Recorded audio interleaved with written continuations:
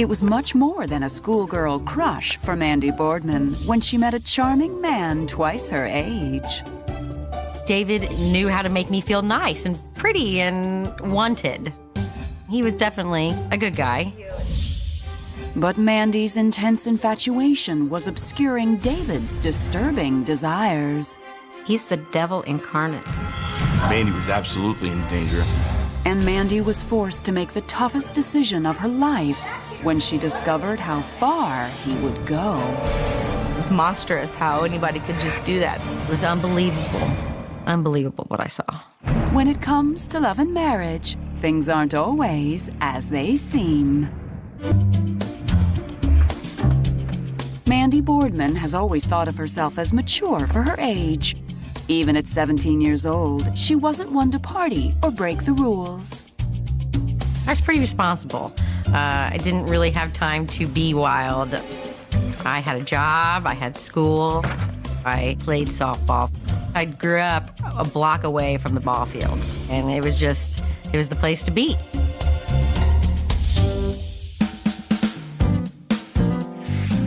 So in the spring of 1996, Mandy was excited to join a co-ed adult softball league within her close-knit Indianapolis community.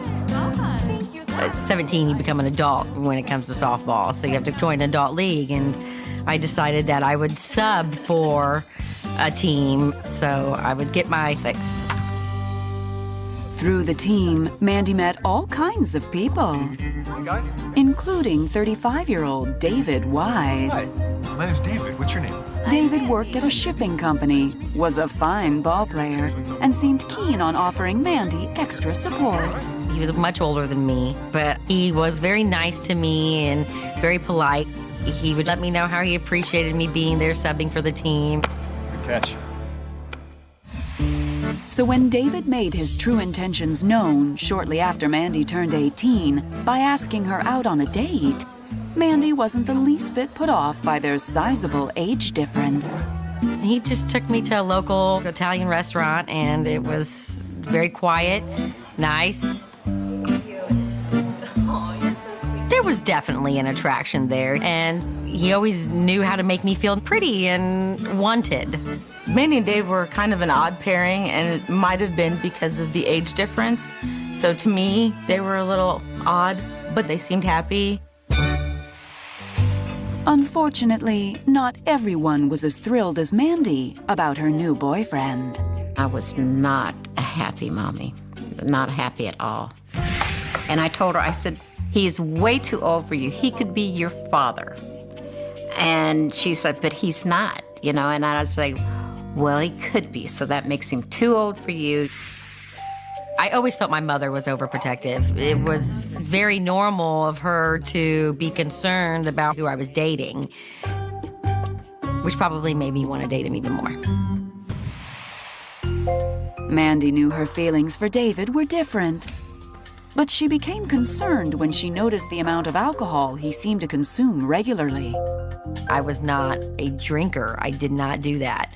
So being around somebody who was always doing it was just very uncomfortable. So I did tell him, I'm okay if you drink a couple beers every now and then, but the hard stuff had to stop. You've been drinking way too much. And to her pleasant surprise, David completely listened to her request. He stopped drinking. You know, he actually even stopped drinking beer. I felt if he's gonna quit drinking for me, this is gonna be great because he obviously wants to make me happy. Within a year, it became obvious that marriage was in Mandy's near future. David and I had spoken about marriage a couple times, and I said to myself, if I was going to get married, I'm going to make sure that I'm going to be married forever. That spring, Mandy wed David in a simple ceremony in front of family and friends, much to Mandy's mother's dismay. It broke my heart because of the fact that I disliked him. I was really no part of it at all, none. And so I sat in the very last row, and I wore completely black. It was not very encouraging. But I was in love with him, and we were going to get married, and not hell or high water was going to stop me. But hell is exactly where Mandy would find herself. And when she slowly uncovered the layers of David's deceptions, it would become clear Mother does know best. I almost lost my breath. This is some pretty weird, sick stuff that's going on. I was just so dumbfounded and shocked. I never thought something like this would happen to me.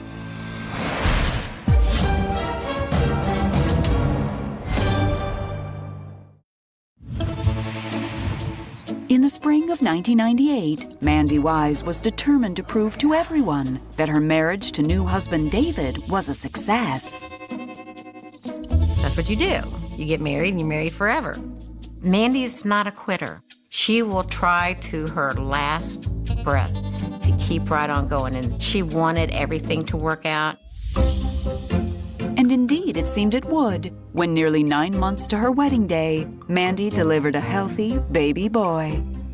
And 1 year later, she became pregnant again, this time with a daughter. But by the time their little girl was born in December 2001, Mandy noticed that David seemed to be falling back into an old habit. The drinking had gotten to a point where it became more often. People around us started noticing and making comments. He was more boisterous, more obnoxious. If he was awake, he pretty much had a beer in his hand. Fine. Fantastic.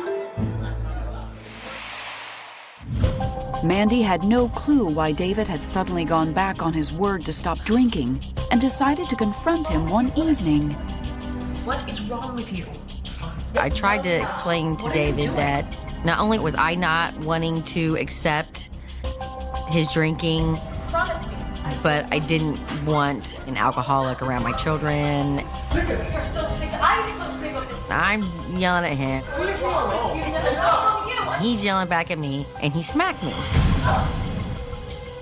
I was just so shocked. It was definitely a tipping point. He never apologized. And so from that point on, it seemed like arguments weren't just arguments. They were wars. Soon, Mandy and David were arguing over everything. David and I didn't have a very great, intimate relationship because I didn't want to do it. You're so drunk and I don't want to sleep with you. The attraction was gone. And he would just push and push and push. And so I would finally just be intimate so that we could get the argument over with and move on. Mandy refused to admit defeat, so over the next few years, she did her best to ignore the husband-shaped elephant in the room.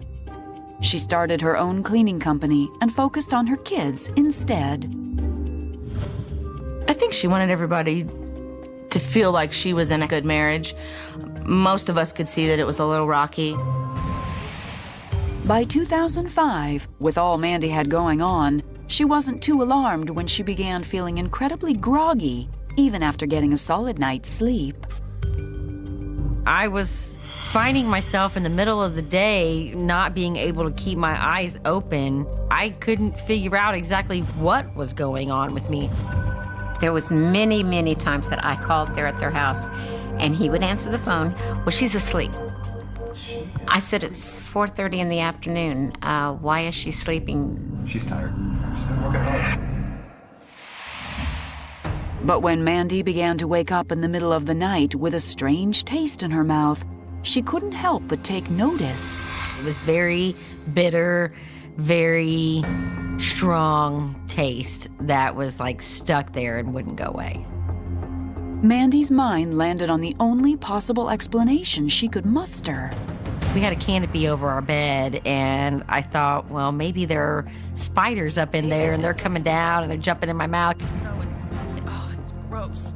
I thought, this is crazy, but what else could it be? David never seemed very concerned. It was like, oh, well, you must be eating spiders. Go back to sleep. As the months went by, Mandy continued to feel exhausted. By Thanksgiving 2006, she was notably tired, but looking forward to the holiday. My father was coming. I was very excited to be cooking for my whole family. Mandy went to sleep that night feeling happy for the first time in a long time, until she suddenly awoke to a blinding sensation. I was woken up to a light in my face. But I look, and then I see the light go away, and I watch my husband run away. What are you doing? I saw him on the other side of the bed stuffing some stuff underneath the mattress. I'm like, what's going on here? What is that? Show me. What did you do?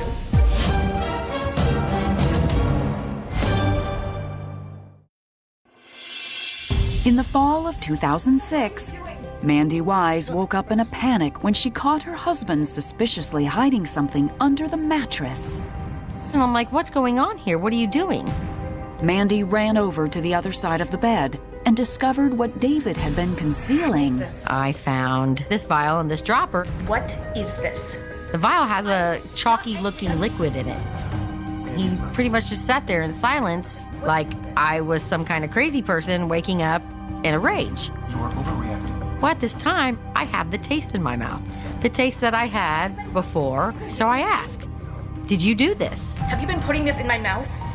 And he's avoiding everything that I'm asking him. Mandy, you were acting crazy. After hours of not getting anywhere with David, Mandy decided she needed space. So I went across the street to Nicole's house to tell her what had happened. She was crying. She didn't know what to do. I told her I didn't feel that that was right. I would be furious with my husband if he did that to me, because it was very evident he was drugging her. He was giving her something. A few hours later, Mandy returned home, ready to face David. I asked him what was in that vial, and he told me that he had crushed up some Xanax to help me sleep. I said, I don't understand why you're trying to help me sleep when I am already sleeping. You've been giving me sleeping pills. I have been sleeping fine. And he told me that this is what I needed. That's why she'd been so tired and lethargic and sleeping so much. And, you know, above and beyond the fact that he did what he did, what if he gave her too much? I just couldn't believe he was doing that to her. So Mandy made David promise to never take her health into his own hands again. I just asked him to please kindly stop. He was like, okay, I'll stop. I won't do it again. You promised me. After 8 years of marriage, Mandy wasn't sure what to think. There were so many things that were going through my head, but I wanted to believe him. I wanted to make my marriage work, so I had to believe him. So in the winter of 2007, when Mandy awoke to a familiar light shining in her face, she was completely distraught. I had already been through this, and I felt like I knew what was going on, so I jump up immediately. Well, David takes off. Come back here. Shocked by his audacity, Mandy chased David out to the garage. Where is it? I said, show me what's underneath the cushion. And he pulls out the vial and the dropper. I was so angry. Mandy knew David had been drugging her yet again.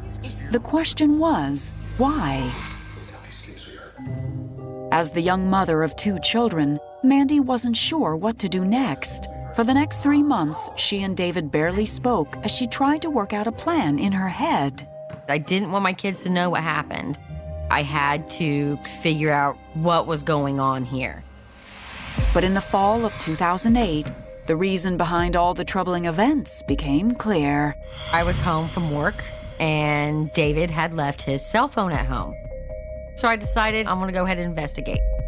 So I start looking through his phone, and I'm looking through texts and phone calls. And the second Mandy opened his videos file, her heart stopped. What I saw in the videos was nothing that I had ever expected to see in my entire life. It was horrible. Oh my God. Mandy didn't have much choice but to show the world what he really was. In the fall of 2008, after discovering that her husband David had been drugging her in her sleep, Mandy Wise decided to have a look at the videos on his cell phone. I found 3 videos I Oh my gosh. saw David having sexual relations with me while I was sleeping. I looked like a corpse. It was horrible. It was almost like necrophilia. I thought, how in the world did this happen? I don't remember this. Then it hit her. This was the reason he was drugging her. I felt very angry. This whole time, he was lying to me, telling me that I need what he's giving me. Now I finally had proof that something seriously messed up was happening to me. I tried to send them to my email, and I couldn't figure it out on the phone. So I recorded the videos on the phone with the camcorder. That way I knew I had them. When David arrived home, Mandy was quick to confront him. His reaction was almost like no reaction. Like he wasn't surprised that they were there. Mandy no longer doubted what she needed to do next. After 11 years of marriage, she filed for divorce, and David moved out.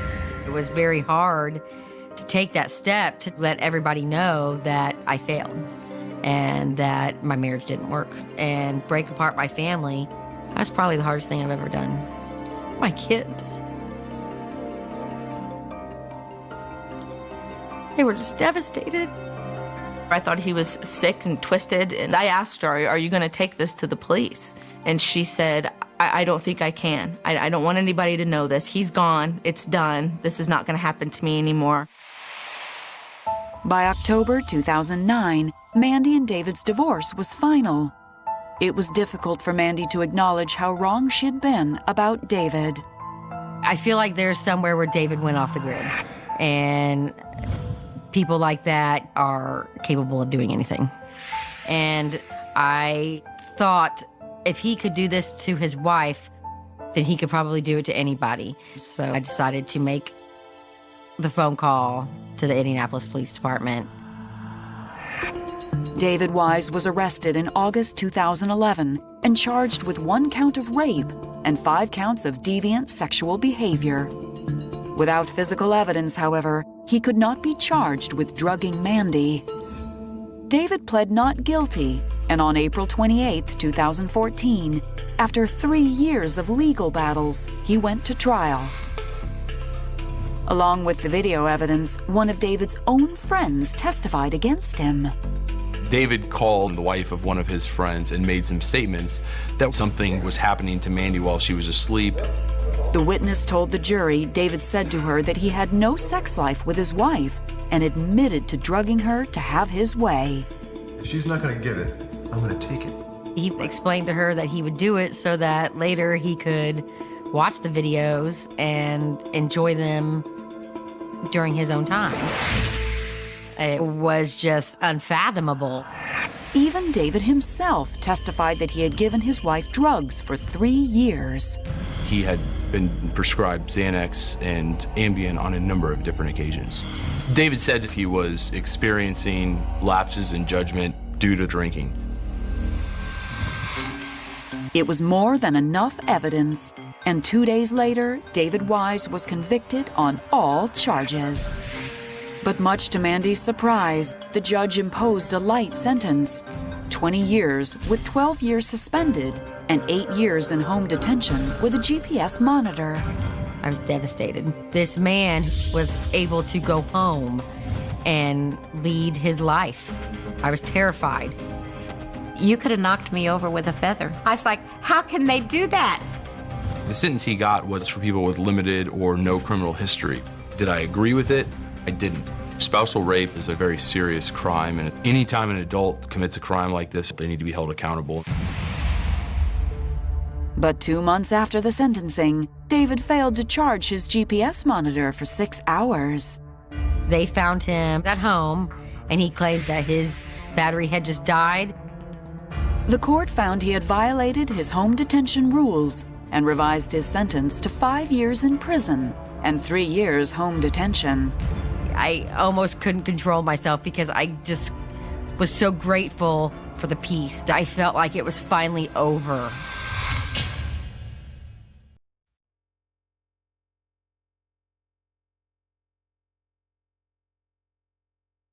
Today, Mandy knows coming forward exposed the ugly truth in her marriage that she fought so hard to hide. I feel like what I have done has brought attention to spousal rape. And now people are becoming more aware. Everybody needs to know that if you don't give consent, there is no consent.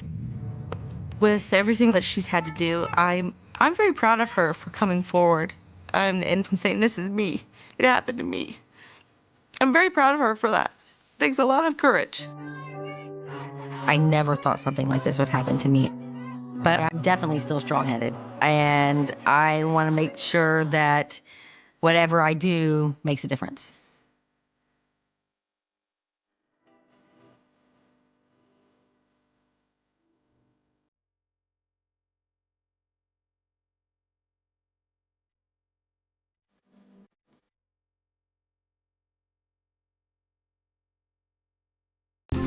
Tabitha Howe was as surprised as anyone when she fell for a boy who wasn't exactly her type. At first, I didn't like Scott, but he made an effort, and we just became very close. But behind Scott's kind-hearted facade was a manipulative monster. He was just ranting and raving, and he just looked crazy. I was scared to death he would come back in and finish what he started. And when Tabitha opened the mail one day, she'd discover Scott's chilling secret. It was so unique and so bizarre. Everybody was shocked. I honestly thought he was going to kill me. When it comes to love and marriage, things aren't always as they seem. In the summer of 1998, high school graduate Tabitha Howe was excited to strike out on her own, moving to a house with a great group of friends. I worked right across the street at the restaurant, and we did what teenagers do. We all hung out, played video games, watched movies. We just had a good time.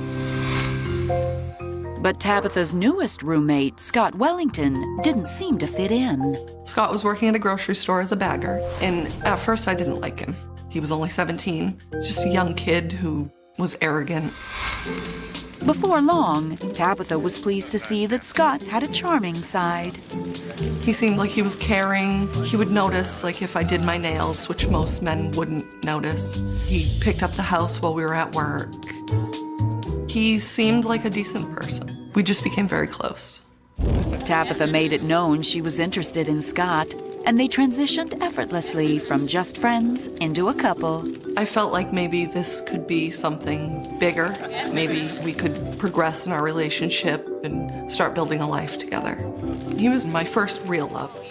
They got along well. They would also laugh at each other and tease each other. They were tickled to be together. Over the next 2 years, Tabitha and Scott found a place of their own and spent every moment together. We weren't rushing things. I felt I knew who he was. Everything was going pretty good. But something was about to change all of that. I found out I was pregnant. I was scared. I was really scared. I knew what it took to take care of a baby. Tabitha wasn't sure how to tell Scott. All right, sweetheart, I gotta go to work. Okay, hon. All right? What's wrong? I'm pregnant. And he just stopped What? and just kind of froze, which made me panic a little. Okay, you're pregnant. Let's do this thing. But then he was like really excited about it. He genuinely seemed very happy. And he said he always wanted a family. And I think that Scott thought it was definitely gonna be cake and just really fun, and I knew it wasn't like that at all. 9 months later, the young couple welcomed a baby boy. Scott was a good dad. He was a really good dad. Tabitha was a very good mother. And she was happy, I was happy. I never wanted kids, but once you hold your baby for the first time, there's nothing else that can take that place.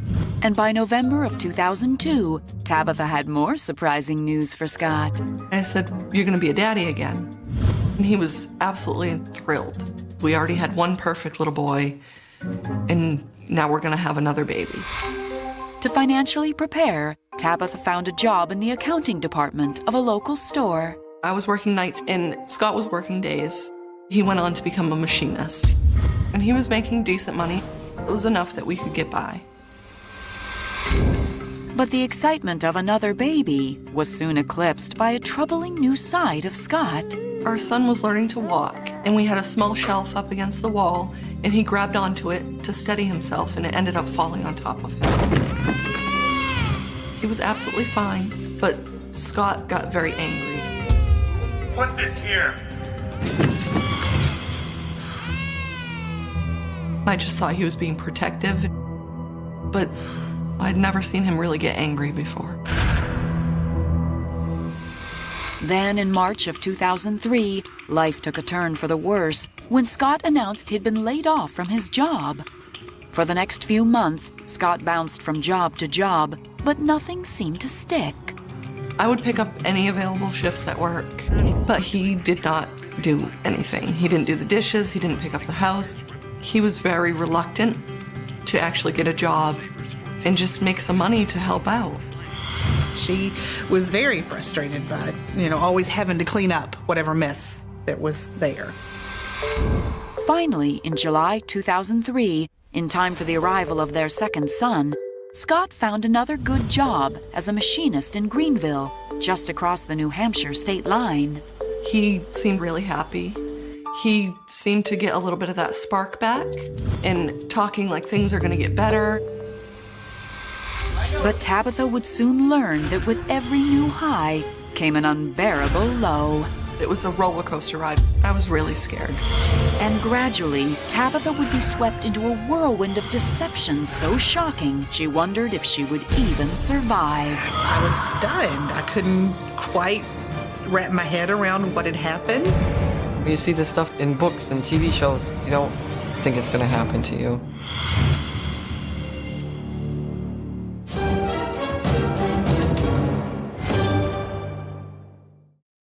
In July 2003, after giving birth to their second son, Tabitha Howe was relieved when her boyfriend Scott Wellington landed a promising new job as a machinist in the quaint town of Greenville. Greenville, it seemed nice and quiet. It's a small little town. We found a cute little 2-bedroom apartment. It was so close to the post office. We were told we had to get a post office box because the mail delivery service would not deliver our mail. Scott always had the keys with him, and he would always get the mail. With an additional mouth to feed, the couple began pulling long hours at work to support their growing family. And the stress of rarely seeing each other began to take its toll. We were kind of like ships passing in the night. It put up a lot of barriers in between us. During Christmas, I would work until midnight, 1 o'clock in the morning, and he would accuse me of being out cheating on him. Where have you been? I was at work. It got to the point where I would have to print out the times that I punched in at work and punched out. I felt like Scott wanted to have complete control over me. Tabitha was sad, and she just didn't know how to prove to him that she wasn't with other men. Don't walk away from me. Tabitha didn't know what to make of this new side to Scott. But even more surprising, one day that December, Scott completely blindsided her. Scott talked about getting married. It was not something that I have ever wanted. It's just a piece of paper to me. But that's what he wanted. He wanted a real family. So he went and got a ring. Will you marry me? Wow. We had 2 kids. Obviously, this was something that was long-term. Yeah. But we never set a date. We just stayed engaged, and I think it was really more in his mind than anything. And after giving birth to a daughter in 2005, and then another little girl in 2009, it seemed their family was complete. I knew I didn't want any more kids. 4 was more than enough. Scott was fine with that. It seemed like things were getting a lot better. Then Scott arrived home one day early from work and dropped a bombshell. Why are you home from work so early? I quit. I was just dumbfounded. And I said, "What do you mean you quit? How are we going to support the kids?" You know we need the health insurance. I know that. Just get off my back about it. It turned into a big fight, and he yelled and he screamed.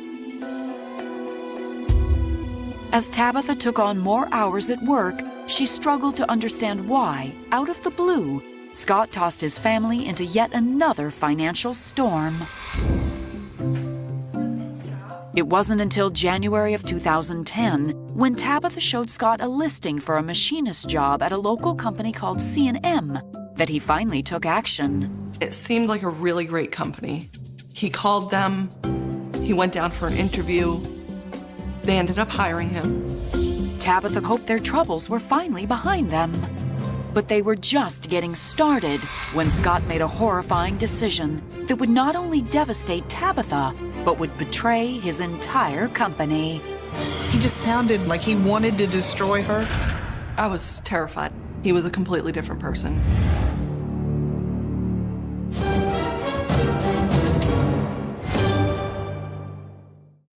In 2010, Tabitha Howe was thrilled when her fiancé, Scott Wellington, landed a solid job, one that enabled him to support their 4 young children, ages 1 through 9. But despite Scott making good money, he seemed to grow more irritable by the day.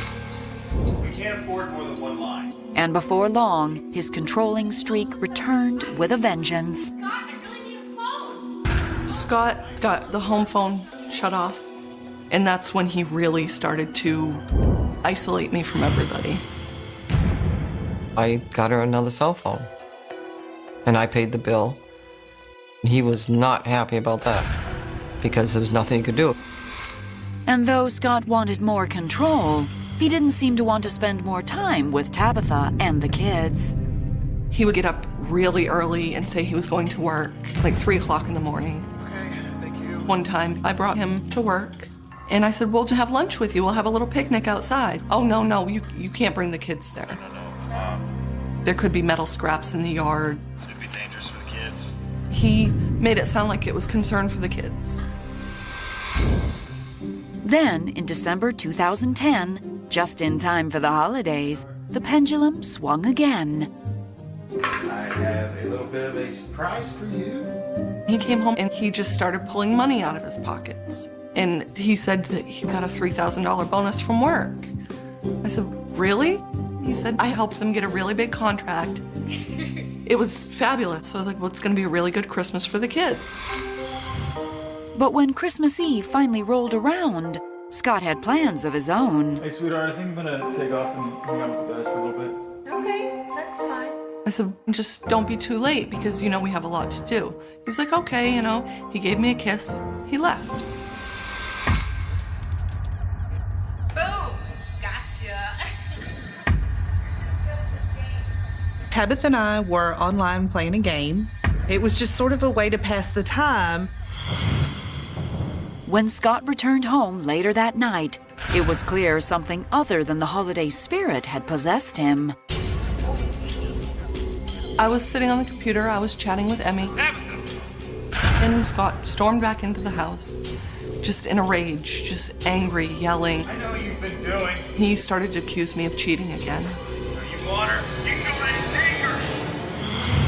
it's And then he picked me up and threw me across the living room. You could hear the physical tussle. You knew a physical altercation was going on. The microphone just sort of hit the desk with a thump. And then it just went silent. So I sat there, sort of stunned, and immediately started trying to call her. I was scared. I was really scared. Now all the kids are out of bed. I said, I'm calling the police. Out of my house. Go! He took off. I was terrified, and I called my mom. She called me, crying, and said that he just went off the deep end, and he had just left on foot. She asked me to come up there, and I did. She finally texted me. She was okay, that her mom was on the way, and that he had left. Tabitha struggled to understand what had prompted the attack. But when Scott returned later that night, apparently calmed down, Tabitha let him stay. He seemed legitimately sorry for what had happened. I'm so sorry. I didn't really want him back in the house, but it was Christmas Eve. I couldn't let him ruin Christmas for the kids. It's supposed to be a magical time, not the day your father leaves. But soon what happened that Christmas would be the least of Tabitha's worries when her life took another dramatic turn, one that would end with a chilling discovery. He's devious, crooked, he's a sociopath. There's a very small percentage of people that are just absolutely evil. It shocked me. I was terrified, and I thought, was this his plan all along? On Christmas Eve 2010, Tabitha Howe was suddenly attacked by her partner of 12 years, Scott Wellington. But she allowed him to come back home, if only for the sake of their 4 young children. Scott was very quiet when he came back. He seemed legitimately sorry for what had happened, but he never offered an explanation. I made the decision that night that things were completely over between the two of us, and I just needed to figure out what the next step was. No, do not touch me. And 3 months later, in March 2011, Tabitha couldn't take it any longer. It's over. We had a really big fight. Everything just came out. I just couldn't handle it anymore. I was all done. I just needed him gone. I threw him out. Over the next month, Tabitha wanted nothing to do with Scott, but with the children, it wasn't possible. Scott was supposed to come and see the kids for Easter, and we had agreed upon that. As Tabitha prepared for the visit, she kept busy by running a few errands. I was going to the grocery store, and I stopped to get the mail. Getting the mail had always been Scott's job. So when Tabitha opened their P.O. box, she was floored at the number of unpaid bills. But it was what she found in another envelope that tore her world apart. There was a card in there, and I figured it's from my grandparents to the kids. I didn't think anything of it, so I opened it up, and it's a sympathy card with some money orders in it. And I start reading it. Dear Scott, we're so sorry for the loss of your wife. You and your kids are in our prayers. I'm like, who is this for? You know, they must have made a mistake. Somebody sent this to the wrong address. I have no idea what's going on. But then I kind of started to wonder, was Scott planning on killing me? Was this his plan all along? I was terrified. Why would he tell people I was dead? I called Scott. I said, don't come and see the kids. Don't come to my house. Don't come anywhere near me. The following Monday morning, Tabitha spoke with Scott's boss, who was surprised to see her alive and well.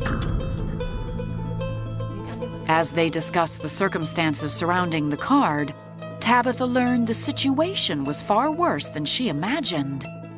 Not only had Scott told his colleagues she'd passed away, he had done so after weaving a year-long tragic tale about a mythical battle with cancer. Scott told them that I had been diagnosed with stage 4 breast cancer and that I was getting sicker and sicker by the day. He then told them that I had to have a double mastectomy and that it wasn't looking good. In turn, his company had given Scott almost $7,000 in donations to help offset the mounting medical costs, plus several weeks of paid time off. Right around the time Tabitha kicked him out, Scott told his company that she had died. Certain things started to make sense. He didn't want me to go out. He didn't want me to be seen by people. He didn't want me to bring the kids to work for lunch because I was supposedly sick at home, withering away and dying. He wanted to have complete control over me and isolate me. That day, Tabitha got a restraining order against Scott, while Scott's boss contacted police and pressed charges.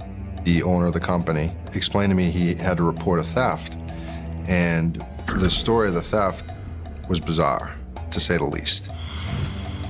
I had Scott come in for an interview, and he didn't try to lie or deny anything that had happened. He painted the picture that the family was hard on times, and he was trying to make ends meet as best he could. That was his motivation. Never supposed to get to this level. Scott was charged with 2 counts of theft by deception, one for the amount of $5,000, and $2,000 for previous donations. I knew about the $3,000 that he had gotten at Christmas, but the other money I knew nothing about. I don't know exactly what he was doing with it. On May 16, 2011, Scott accepted a deal and pled guilty to 1 count of theft by deception, claiming he needed the money to support his family. I don't believe anything that comes out of his mouth. He says he did it to support his family. But we didn't see that money. Scott only spent a few days in jail and was placed on administrative probation. I realize he didn't kill anybody, but he took advantage of people. I think he should have gone away for a while. I do. It's absolutely ridiculous. These people were trying to help somebody out who they thought was having a difficult time, and he didn't care. That's sick. Absolutely just sick. Today, Tabitha still struggles to understand how and why her teenage love turned into such a master manipulator. Scott was very smart in the way that if he lied to you, he could remember that. And he would continue with that lie for as long as it took. And thinking about not getting married, that was definitely when I knew I made the right choice. As time passed, Tabitha tried to move beyond all the hurt and devastation Scott caused. She focuses on being a survivor. Tabitha is fantastic. She's doing very well with the kids. The kids are all good. Every day she gets better and better. He tried to destroy me, but I'm back to who I originally was, and I believe I'm stronger for it. I have a full-time job. I take care of my kids. I can do this on my own.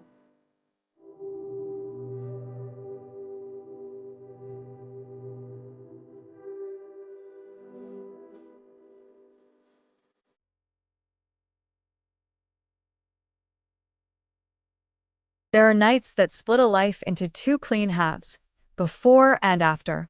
For Mandy, that night did not arrive with thunder or broken glass.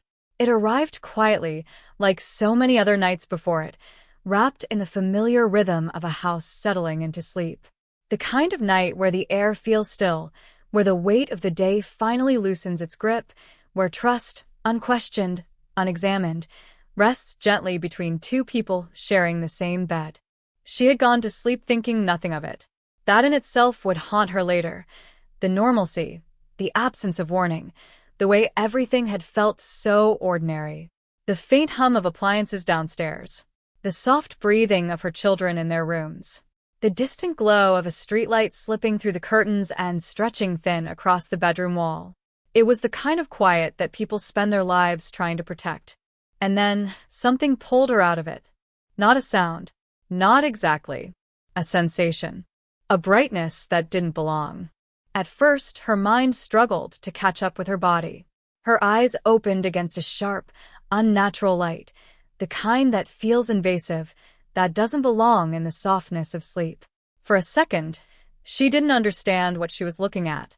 Shapes blurred together. Shadows shifted in ways that didn't make sense. And then, as quickly as it had appeared, the light disappeared.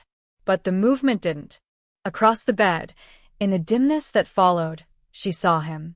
Her husband, moving too quickly. Not startled. No, not like someone caught off guard. It was something else. Something deliberate. Controlled. His hands were already in motion, pushing something beneath the mattress, his body angled away from her like he had practiced this before, like he knew exactly where everything needed to go. And in that moment, something inside her changed. Not loudly, not dramatically, but permanently. "What are you doing?" Her voice came out sharper than she expected, cutting through the silence in a way that made the room feel suddenly smaller. He didn't answer right away. That hesitation, just a fraction too long, landed heavier than any words could have. She moved. Fast. Crossing the space between them before her mind had fully processed what she was doing. Her hands went straight to the mattress, pulling, searching, ignoring the way her heart had started to pound against her ribs like it was trying to warn her. And then she found it. A small vial. A dropper. The liquid inside wasn't clear. It had a strange, cloudy texture, something about it immediately wrong in a way she couldn't yet explain. It caught the faint light in the room, reflecting just enough to make her stomach tighten. "What is this?" This time, her voice wasn't sharp. It was something else. Something closer to fear. He sat there, watching her, his expression unreadable in the half-dark. Not defensive, not apologetic, just still, like she was the one who had done something unexpected. And that's when she noticed it. The taste. It was already there, coating the back of her tongue. Bitter, thick, unfamiliar. The same taste she had woken up with before, night after night, a sensation she had tried to explain away with logic that now felt embarrassingly fragile.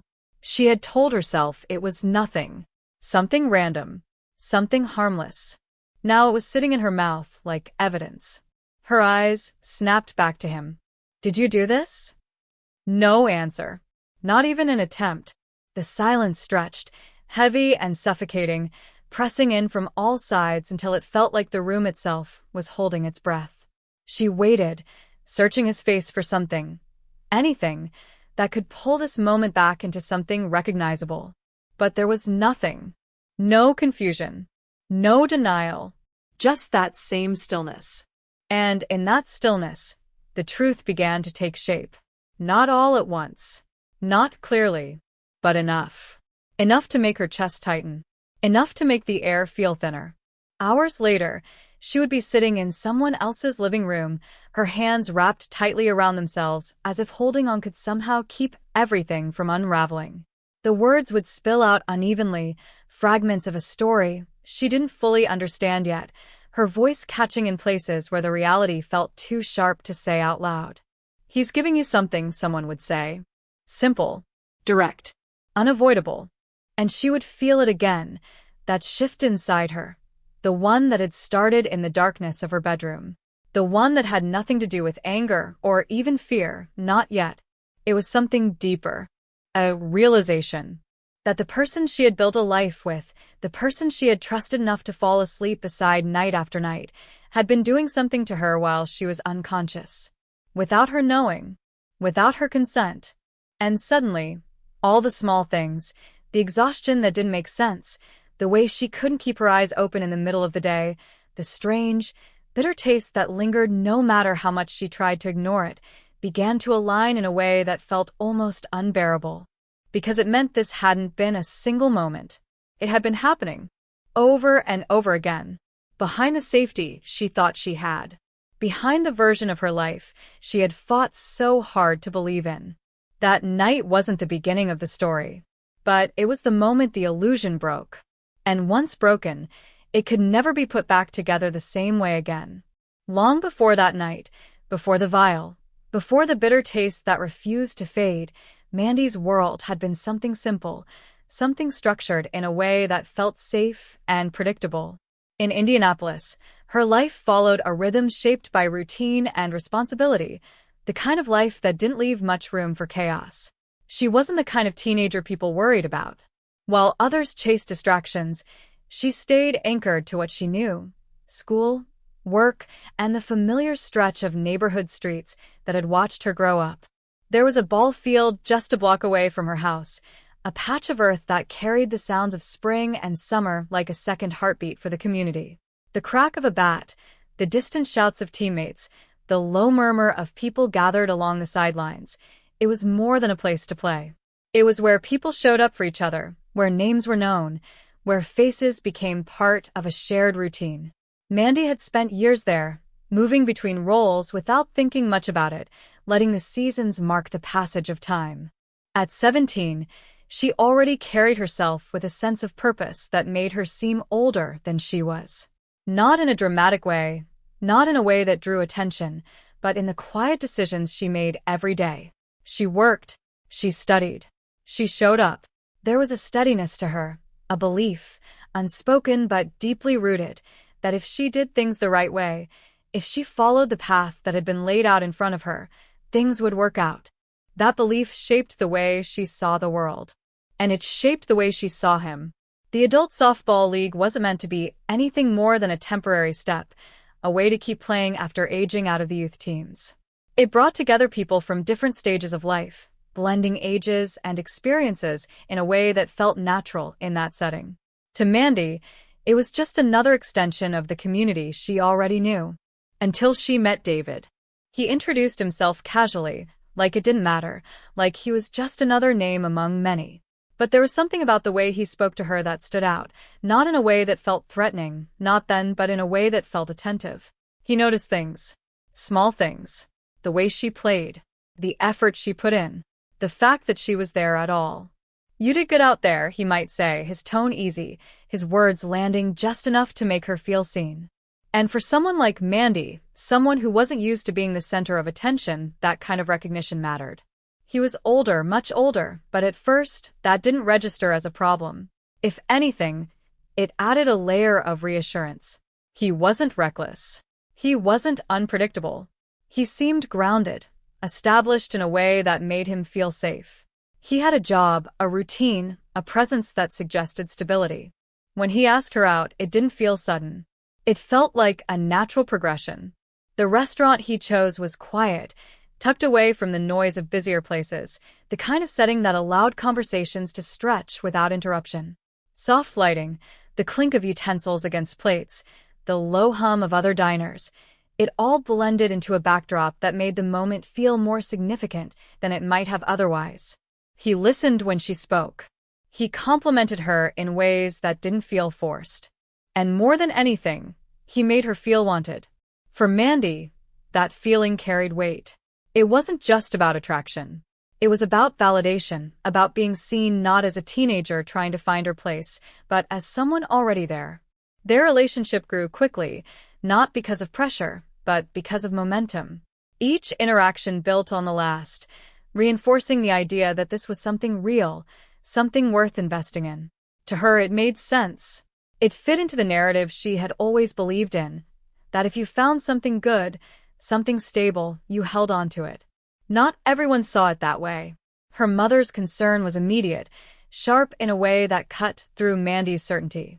The age difference wasn't a minor detail, it was the detail. A line that, to her mother, should never have been crossed. He could be her father. The words weren't subtle. They weren't meant to be. But Mandy heard them differently. Not as a warning, but as an overreaction. A protective instinct that, in her mind, didn't match the reality she was experiencing. "He's not," she would respond, the simplicity of her answer carrying more conviction than explanation. And in that exchange, a quiet tension began to form. Not explosive, not immediate, but present. A difference in perspective that would linger beneath the surface, shaping the way each of them saw what was unfolding. Mandy leaned into the relationship. Her mother leaned away from it. And somewhere in between, David remained exactly what Mandy believed him to be. At least for a while. There were small things, though. Details that didn't quite align with the image she had built. His drinking, for example. It wasn't hidden. It was there, visible in the way he carried himself, in the frequency, in the subtle shifts in his behavior as the night went on. At first, she tried to ignore it. Then she couldn't. "I'm not comfortable with this," she told him, her voice steady but firm.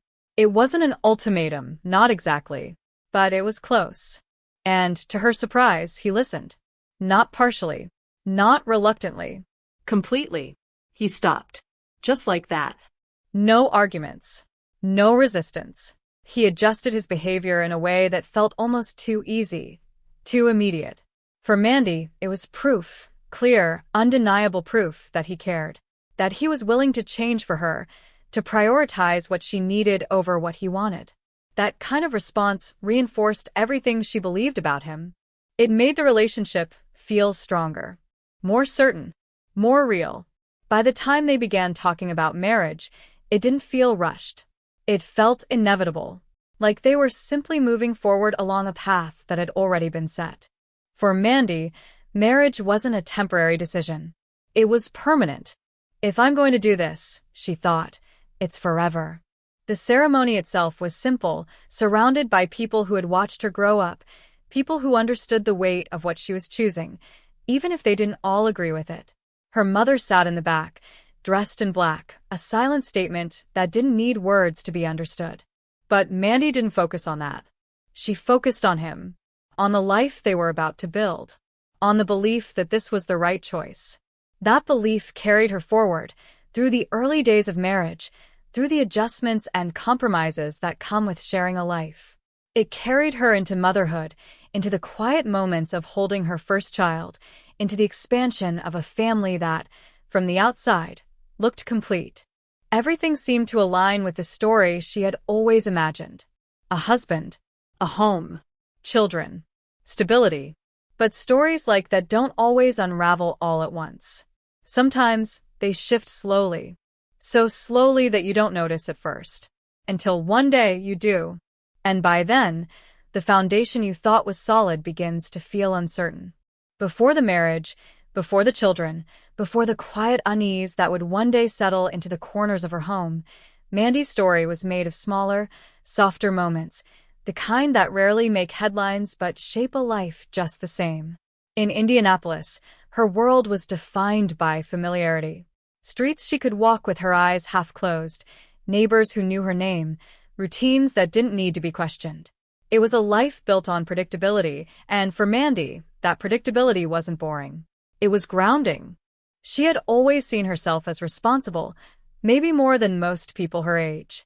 While others tested boundaries, she stayed within them, not out of fear, but because it felt right.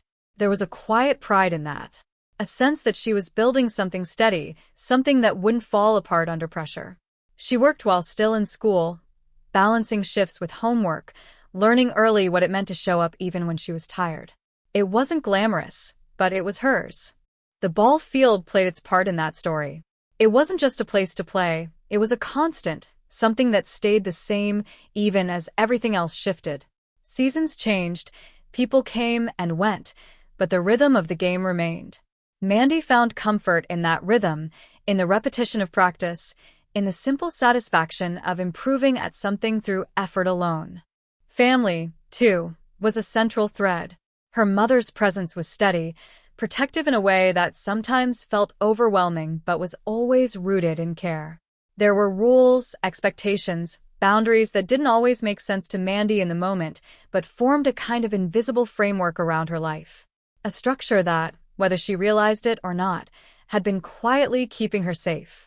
When David entered that world, he didn't immediately disrupt it. Not in any obvious way. Instead, he seemed to fit into the spaces that were already there.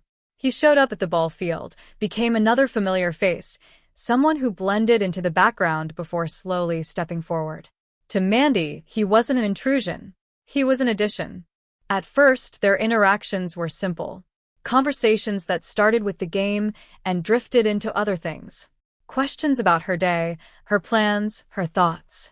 He listened in a way that felt intentional, like he was paying attention not just to what she said, but to how she said it. For someone who wasn't used to being the focus of that kind of attention, it was disarming.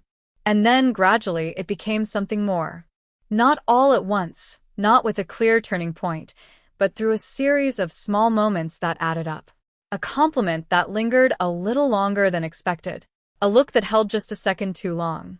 A conversation that moved beyond casual into something more personal. By the time Mandy recognized it for what it was, the connection already felt established. Her friends noticed it too, though not always in the same way. To some, it seemed unusual, the difference in age creating a subtle distance that was hard to ignore.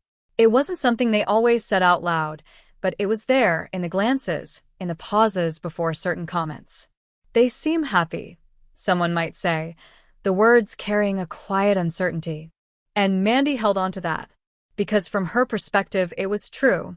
She felt happy, seen, valued. Those feelings mattered more than the questions that lingered around the edges. But the most significant reaction came from home. Her mother didn't hide her concern. It wasn't softened or filtered. It came directly, with a clarity that left no room for misinterpretation. The age difference wasn't something to be overlooked. It was something to be taken seriously, something that, in her mother's eyes, changed everything. Mandy heard the words, but she didn't absorb them the way they were intended. Instead, they became something to push against. A boundary to question. A perspective that didn't align with her own experience. And in that tension, something subtle shifted. Not in her feelings for David, but in the way she positioned herself in relation to her family. There was a quiet movement toward independence, toward making decisions on her own terms, even if it meant stepping outside the expectations that had guided her for so long. David, whether intentionally or not, reinforced that shift. He treated her like an equal, like someone capable of making her own choices. He didn't dismiss her concerns, didn't talk over her, didn't impose himself in ways that felt controlling, at least not in the beginning. Instead, he created an environment where she felt empowered, where her voice seemed to carry weight. That dynamic deepened their connection. It made the relationship feel balanced, even if, from the outside, it didn't appear that way. There were moments that, in hindsight, would take on a different meaning. Small inconsistencies, behaviors that didn't quite align with the image Mandy had built. His drinking, for example, wasn't just occasional. It had a pattern, a frequency that suggested something more ingrained. When she addressed it, her approach was direct but measured. "I'm not comfortable with this." It wasn't a confrontation. It was a boundary. And his response was immediate. He stopped. No resistance. No negotiation. Just a clean, decisive change that seemed to confirm everything she believed about him. That he was willing to adapt, to prioritize her comfort, to build something that worked for both of them. That moment became a cornerstone in her perception of the relationship. Proof that they could navigate challenges. That they could communicate. That they were building something strong. As their lives became more intertwined, the pace of their relationship accelerated in ways that felt natural to Mandy. Conversations about the future didn't feel hypothetical. They felt like planning. Like steps towards something that was already understood. Marriage wasn't a question of if. It was a question of when. And when that moment came, it felt like the logical next step, the continuation of a path she had already committed to in her mind. The ceremony itself reflected that sense of certainty. It wasn't extravagant, but it didn't need to be. What mattered, to Mandy, was the commitment, the idea of permanence, of building a life that wouldn't be temporary. She believed in that fully. Completely. Without hesitation. And that belief carried her forward into a new chapter, one that would bring with it new roles, new responsibilities, new layers to her identity. Wife. Mother. Partner in a life that, from the outside, looked exactly the way she had imagined it would. But beneath that surface, beneath the structure she had worked so hard to build, there were elements she hadn't yet seen. Things that didn't fit the story. Things that, at first, were easy to overlook. Until they weren't. It didn't begin with something dramatic. There was no single moment where everything shattered all at once. Instead, it crept in slowly, quietly, threading itself through the ordinary fabric of Mandy's life until the ordinary itself began to feel unfamiliar. The house in Indianapolis still stood the same walls, the same rooms, the same echoes of children's laughter drifting down the hallway. From the outside, nothing had changed. But inside, something had shifted, and Mandy could feel it, even if she couldn't yet name it. The first signs were easy to dismiss. Exhaustion, for example. She had 2 young children, a business to run, a home to manage. Being tired made sense. It fit the narrative of her life, the demands she placed on herself, the expectations she carried without question.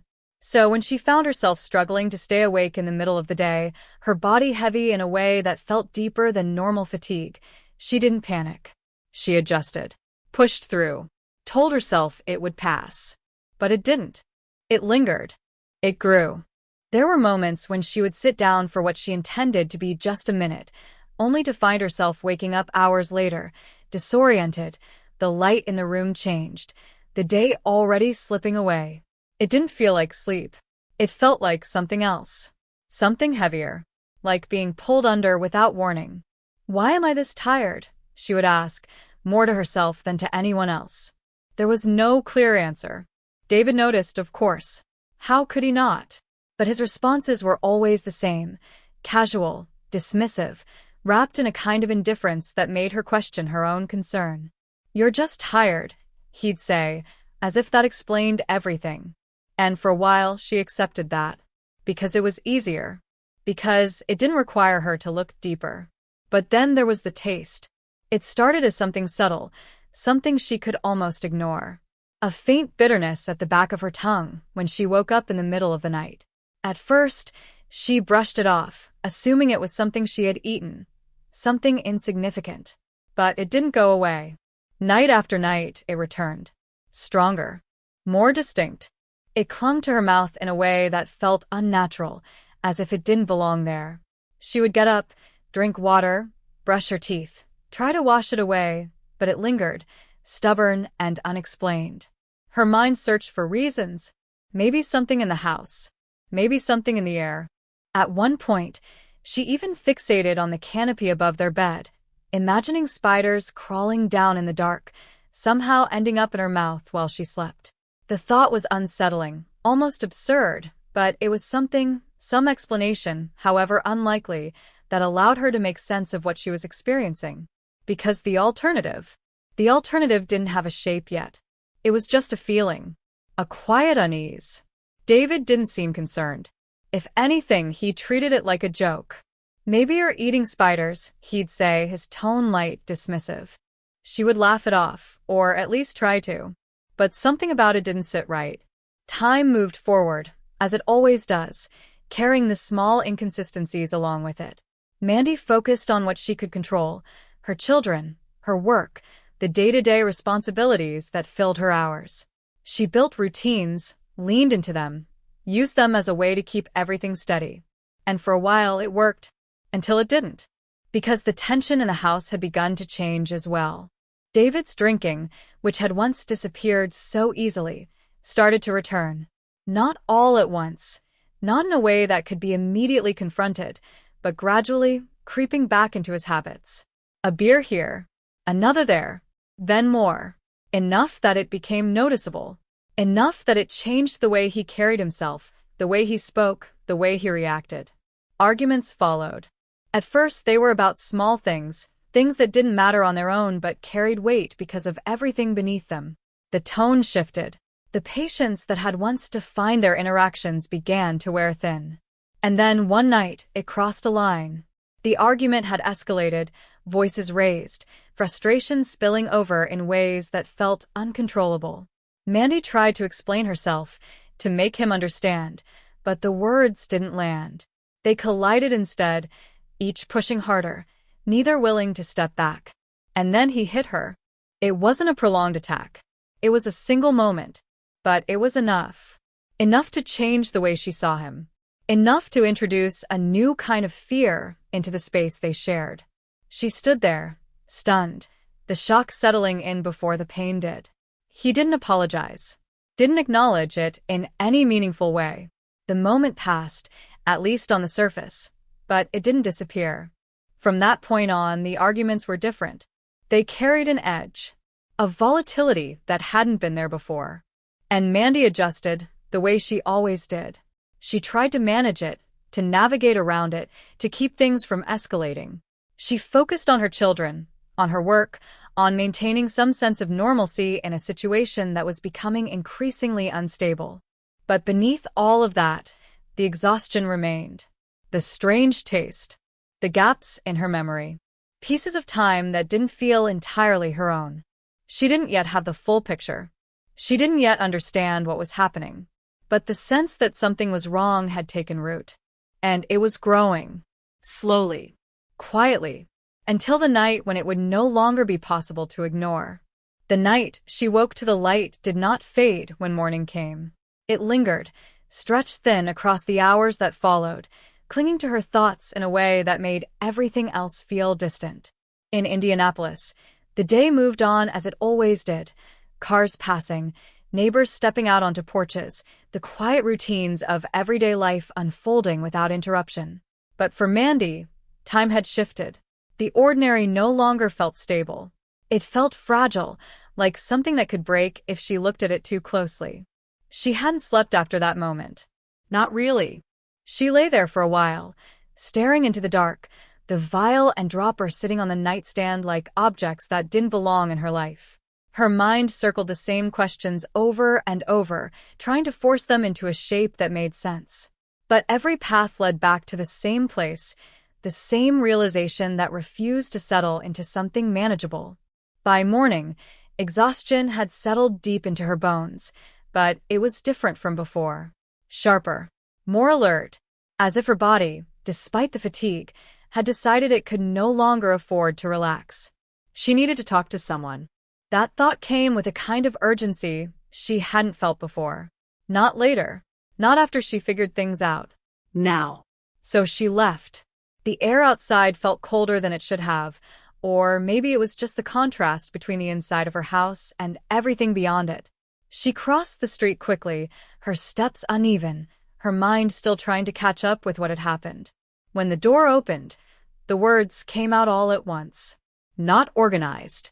Not controlled. Just there.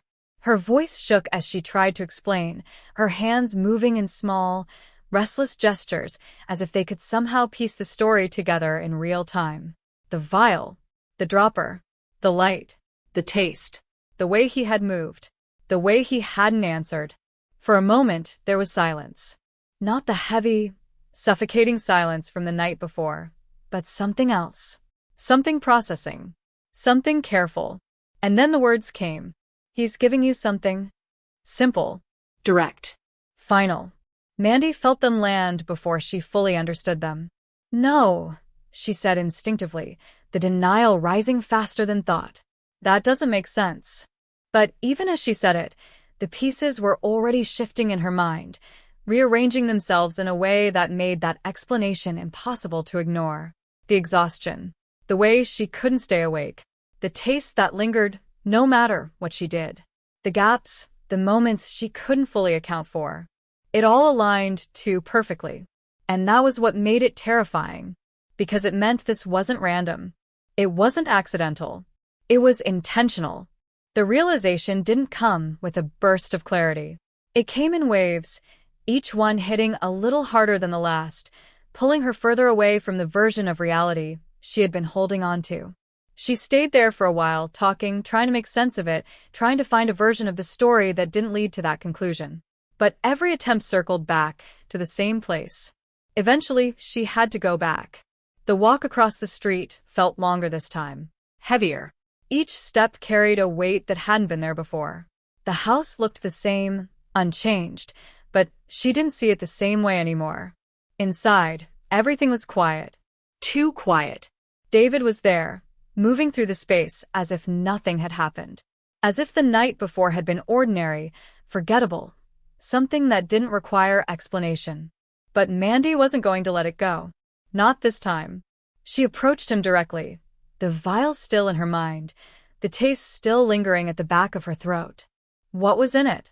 Her voice was steadier now, less frantic, more controlled. But underneath it, there was something else, something sharper. He didn't answer immediately. That hesitation again. That same pause that stretched just long enough to matter. Finally, he spoke. Xanax. The word landed strangely. Crushed up, he added, as if the detail would somehow make it more acceptable. To help you sleep. Mandy stared at him, the explanation settling into place in a way that felt almost surreal. I don't understand, she said slowly. Why would you need to help me sleep? I'm already sleeping. He shrugged. A small movement. Casual. Detached. Because you need it. That was it. No apology. No concern. Just a statement, delivered as if it were obvious, as if it required no further discussion. Mandy felt something shift again, deeper this time. Not just confusion. Not just fear. Something closer to disbelief. Because it wasn't just what he had done. It was the way he saw it. The way he justified it without hesitation. She tried to push further, to get more out of him, to understand the reasoning behind it, but every question seemed to dissolve before it could fully form. He deflected, avoided, responded just enough to keep the conversation from escalating, but never enough to provide clarity. Hours passed like that. Circular. Frustrating. Exhausting. And eventually she stopped. Not because she was satisfied, but because she wasn't getting anywhere. In the end, she asked him for one thing. Just stop. It wasn't a demand. It wasn't a threat. It was a plea. A simple request to restore some sense of control, some sense of safety in a situation that had suddenly become unstable. He agreed. Easily. Too easily. Okay, he said. I'll stop. And for a moment, Mandy wanted to believe him. Needed to believe him. Because the alternative meant accepting something she wasn't ready to face. It meant acknowledging that the person she had built her life with was capable of something she couldn't fully comprehend. So she held on to his words, tried to rebuild a sense of normalcy around them, tried to move forward. But the discovery had already changed something fundamental. The house no longer felt the same. The bed no longer felt safe. Sleep itself had become uncertain, something to approach with hesitation rather than relief. And even though she didn't yet know the full extent of what had been happening, she knew enough. Enough to understand that whatever this was, it wasn't over. For a while, Mandy tried to convince herself that the worst had already passed. That the discovery, as unsettling as it had been, had drawn a clear enough line for things to change. In Indianapolis, life continued its steady rhythm, and she clung to that rhythm like something that could keep her anchored. The children still needed breakfast in the morning. Laundry still piled up. Work still demanded her attention. These were things she could control, things that didn't shift unpredictably in the night. And David, at least on the surface, seemed to comply. There were no more vials left out in the open. No obvious signs. No confrontations that escalated into anything as direct as that night. If anything, he became quieter about it all, moving through the house with a kind of practiced normalcy that, for a time, allowed Mandy to breathe a little easier. But the unease never fully left. It lingered in small ways. In the hesitation before she went to sleep. In the way she sometimes forced herself to stay awake longer than she should, just to feel in control of when she drifted off. In the way her body tensed without her realizing it whenever she sensed movement beside her in the dark. And then, slowly, the old symptoms began to return. At first, it was subtle. A heaviness behind her eyes in the afternoon. A wave of exhaustion that didn't match what she had done that day. She tried to brush it off, to tell herself it was just stress, just the result of everything she had been carrying. But deep down, she knew. Her body recognized it before her mind was willing to. The pattern was the same. The timing was the same. And then, one night, the light came back. It was almost identical to the first time. That same sharp brightness cutting through the darkness. That same disorienting moment where sleep and reality blurred together. But this time, there was no confusion. No hesitación. Her eyes snapped open, her body already moving before her thoughts could catch up. She knew exactly what she was looking at. She knew exactly what it meant. And when the light disappeared, she didn't freeze. She reacted. She pushed herself up, the adrenaline hitting fast, clearing away any trace of grogginess. Across the bed, David was already moving, the same hurried, deliberate motion, the same attempt to hide something before she could see it. But she was faster this time. Stop. The word came out sharp, cutting through the room. He didn't. He moved past her, heading toward the edge of the bed, toward the space he thought he could control. Mandy followed. There was no hesitation now, no second-guessing. She moved with a kind of certainty that hadn't been there before, driven by something deeper than fear. Anger. Not loud, explosive anger, but something focused, something precise. She chased him out of the bedroom, down the short hallway, into the garage where the air felt colder, harsher, the fluorescent light overhead flickering slightly as it filled the space. Where is it? Her voice echoed off the walls, sharper now, more demanding. He stopped. For a moment, they stood there, facing each other, the distance between them filled with everything that had gone unspoken for months. Show me. There was no softness left in her tone. No room for deflection. He hesitated. And then, slowly, he reached toward a cushion, lifting it just enough to reveal what was hidden beneath. The vial, the dropper, the same objects, the same quiet, undeniable proof. Mandy stared at them, the reality settling in with a weight that felt almost physical. It wasn't a question anymore. It wasn't a suspicion. It was happening. It had been happening. Even after she had asked him to stop. Even after he had promised. The anger shifted then, deepening into something more complex. Something that carried betrayal, disbelief, and a kind of clarity that was impossible to ignore. Why? The question hung in the air, heavier than anything else she had said. He didn't answer. Not really. There were words, eventually, but they didn't explain anything. They circled the truth without ever touching it, vague justifications that didn't match the gravity of what he had done. And Mandy realized, standing there in that cold, artificial light, that she wasn't going to get the answer she needed. Not from him. Not like this. In the days that followed, the house became something different. They still lived in it, still moved through the same rooms. But the connection between them had fractured in a way that couldn't be repaired with conversations or promises. They spoke less. When they did, it was functional, limited to what was necessary. Everything else remained unspoken. Mandy retreated inward, not out of weakness, but out of necessity. She needed space to think, to process, to understand what she was dealing with. She watched him more closely now, noticing details she might have overlooked before. The way he carried himself, the way he avoided certain topics, the way he seemed unaffected by the tension that had taken over their home. And all the while, one question remained at the center of everything. Why? It wasn't just about the act itself. It was about the intention behind it, the purpose, the reason he would choose to do something like this repeatedly in secret, knowing what it meant. 3 months passed like that. 3 months of distance, of quiet observation, of trying to piece together a reality that didn't make sense. Mandy didn't tell many people. She carried it mostly on her own, protecting her children from the weight of it, maintaining a version of normalcy for their sake even as everything beneath it continued to shift. But the truth has a way of surfacing. Even when it's hidden. Even when it's buried beneath layers of silence and routine. And in the fall of 2008, that truth would finally reveal itself in a way that left no room for doubt. No room for interpretation. Only clarity. And once seen, it could never be unseen. IT was not a confrontation that revealed everything. It was something far more ordinary, something that began with silence and curiosity rather than accusation. Mandy didn't wake up that day expecting to uncover the final piece of a puzzle that had been consuming her life for months.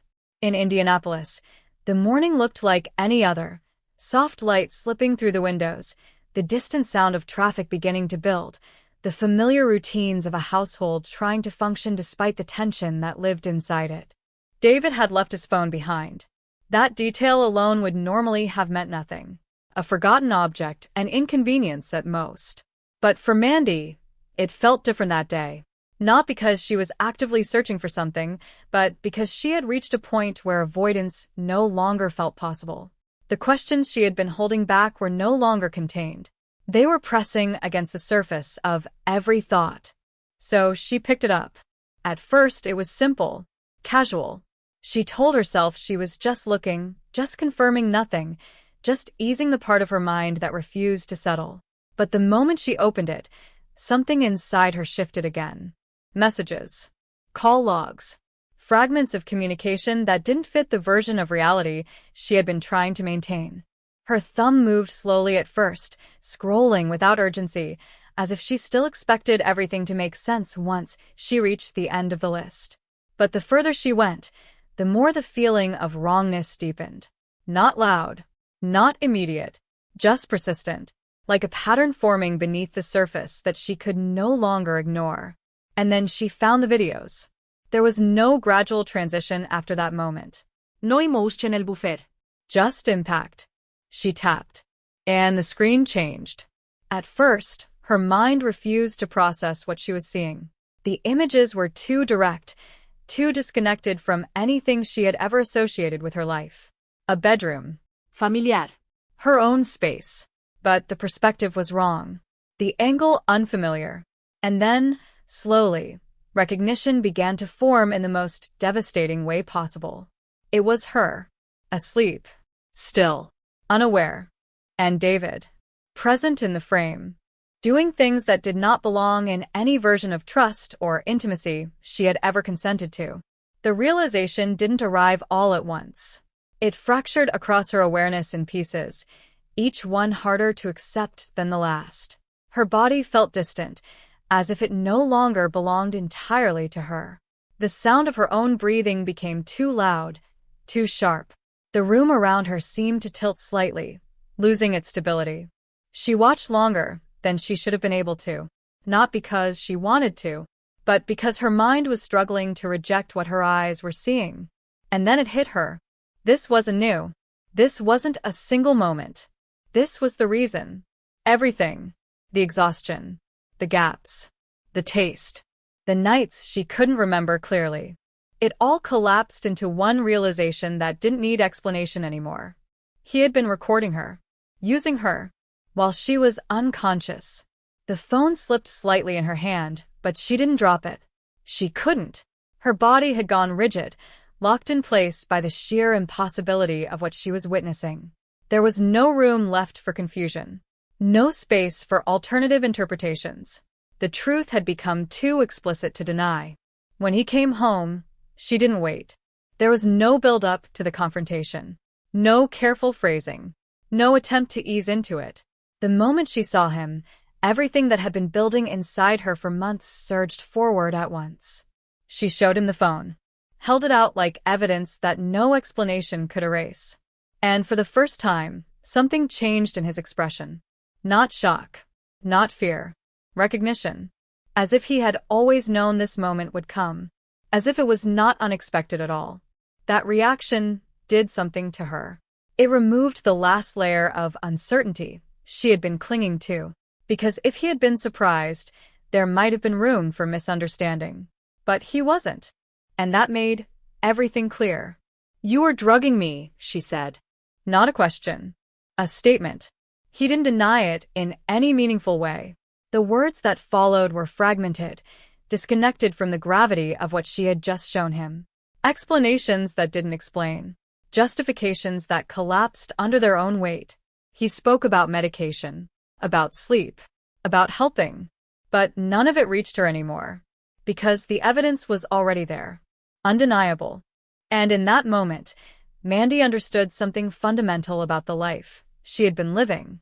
It had not been shared in the way she believed. The boundaries she assumed were respected had not existed in the same form for him. The trust she had built her world around had been used in a way she could never have anticipated. She left the house soon after. Not in chaos. Not in panic. But in a controlled, deliberate way that surprised even her. She gathered what she needed. Not everything. Just enough to step outside of what had become unsafe. Her mind was no longer trying to resolve the contradiction. It was trying to survive it. In the days that followed, the separation between them became real. Physical distance replaced the proximity that had once defined their lives. But emotionally, the rupture had already happened long before she walked out the door. What remained was the process of understanding. Not just what had happened, but how it had been allowed to happen for so long without being fully visible. And somewhere in that process, Mandy made a decision that would shift everything again. She was not going to let it stay hidden. Not anymore. Because once something like that is seen, it changes not only the person who experienced it, but the space around it as well. And silence in that context was no longer an option. The night it all begins is never the night anyone remembers clearly at first. It arrives quietly, disguised as something ordinary, something that feels like every other chapter in a life that hasn't yet been rewritten. In Indianapolis, the summer air is thick, heavy, the kind that clings to skin and slows down the movement of time itself. The house shared by a group of young friends feels alive in its own chaotic way, laughter spilling through open windows, music low in the background, the smell of cheap takeout and detergent mixing in the hallway. Tabitha Howe remembers that time not as a beginning of danger, but as a beginning of freedom. She had just stepped out of high school life, carrying that strange mixture of confidence and uncertainty that comes with being young, and convinced the world is finally opening up. The house she moved into wasn't fancy, wasn't planned in some careful long-term way. It was spontaneous, almost impulsive, the kind of decision that only makes sense when you're standing at the edge of adulthood and refusing to look back. It was full of movement, people coming and going, friends dropping in after work shifts, video games humming late into the night while someone laughed too loudly at something trivial. Tabitha worked across the street at a restaurant, a place where time moved differently, measured in orders and tickets, and the constant rhythm of plates moving from kitchen to table. When she walked home after closing shifts, the house always felt like a different world waiting for her. Messy, loud, but alive in a way she had come to rely on. And then there was Scott. At first, he didn't fit. That was the simplest way to describe it. Not wrong, not threatening, just outside the rhythm of everything else. He was younger than most of the people she knew in that circle, still carrying the edges of adolescence that hadn't been fully worn down yet. 17 years old, working at a grocery store as a bagger, moving through life with a kind of guarded arrogance that made him hard to read. He wasn't someone she would have chosen to notice. And yet she did. Because people, even when they don't belong in the frame, have a way of pulling attention toward them. At first, Tabitha didn't like him. That part was simple too. There was something in his attitude that didn't sit right with her, something slightly too sharp, slightly too self-assured for someone his age. He wasn't openly hostile, just present in a way that felt intrusive in a space that was supposed to be easy. But then time did what it always does. It softened edges. It created familiarity where there had been none. Scott started changing in small ways, or maybe it was just that Tabitha started noticing different parts of him. The arrogance didn't disappear, but it was balanced by something else. Moments of quiet helpfulness. Small gestures that didn't seem calculated, but still left an impression. He would notice details others ignored, small changes in appearance, tasks around the house that needed doing, things left undone after long work shifts. He began cleaning without being asked. He paid attention in ways that felt unexpectedly thoughtful. And slowly, the discomfort turned into curiosity. Curiosity turned into conversation. Conversation turned into familiarity.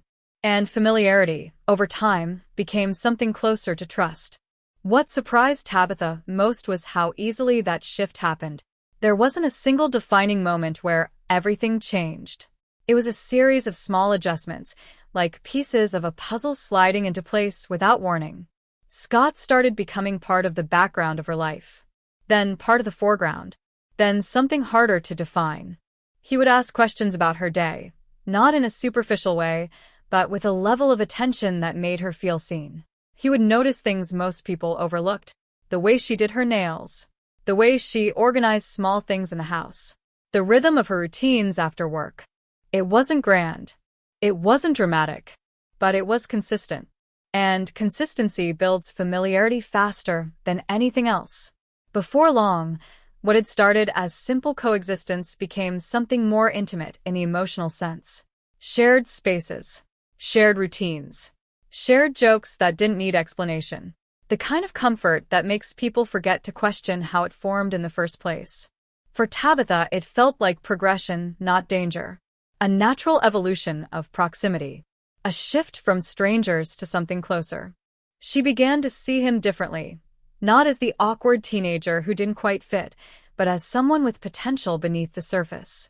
Someone who, with time, might grow into a stable presence in her life. And that thought, subtle as it was, changed everything that followed. Because when familiarity replaces distance, judgment becomes softer. Questions become fewer. And the things that should stand out begin to blend into the background. Scott was no longer just a roommate in the house. He was becoming something else. Something closer. Something that felt, at the time, safe enough not to question. And in that quiet shift, without anyone realizing it yet, the foundation of everything that would come after had already begun to form.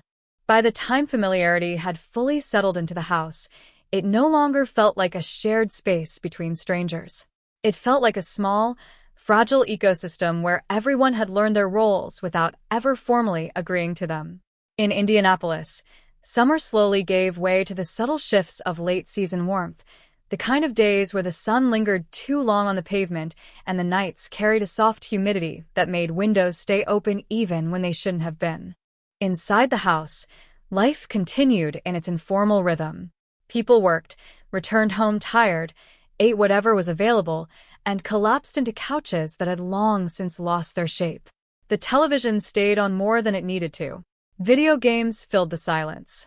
Conversations drifted between rooms without direction, forming and dissolving without structure. Scott, at this point, had become part of that rhythm. Not loudly, not in a way that demanded attention, but steadily, like something that had always been there and simply hadn't been fully acknowledged yet. He was still young, still carrying that slight tension in his posture that made him seem like he was always thinking one step ahead of the room he was in. But now, that edge had softened in the eyes of the people around him. He wasn't the outsider anymore. He was just Scott. Someone who helped around the house. Someone who listened. Someone who, gradually, began to feel familiar enough not to question. Tabitha noticed the change in how people responded to him before she fully recognized her own shift. At first, she had been cautious, observant. There was a part of her that still remembered the initial discomfort, the sense that something about him didn't align easily with the energy of the household. But that feeling didn't hold its shape for long. It blurred over time, replaced by interactions that felt increasingly normal. Scott would come home from work and talk about his day in small fragments. Nothing extraordinary. Just details about grocery store routines, coworkers, small frustrations that never escalated into anything serious. He didn't dominate conversations. He didn't push himself into spaces where he wasn't invited. Instead, he occupied the margins in a way that made his presence feel non-threatening. And that in itself made people lower their guard.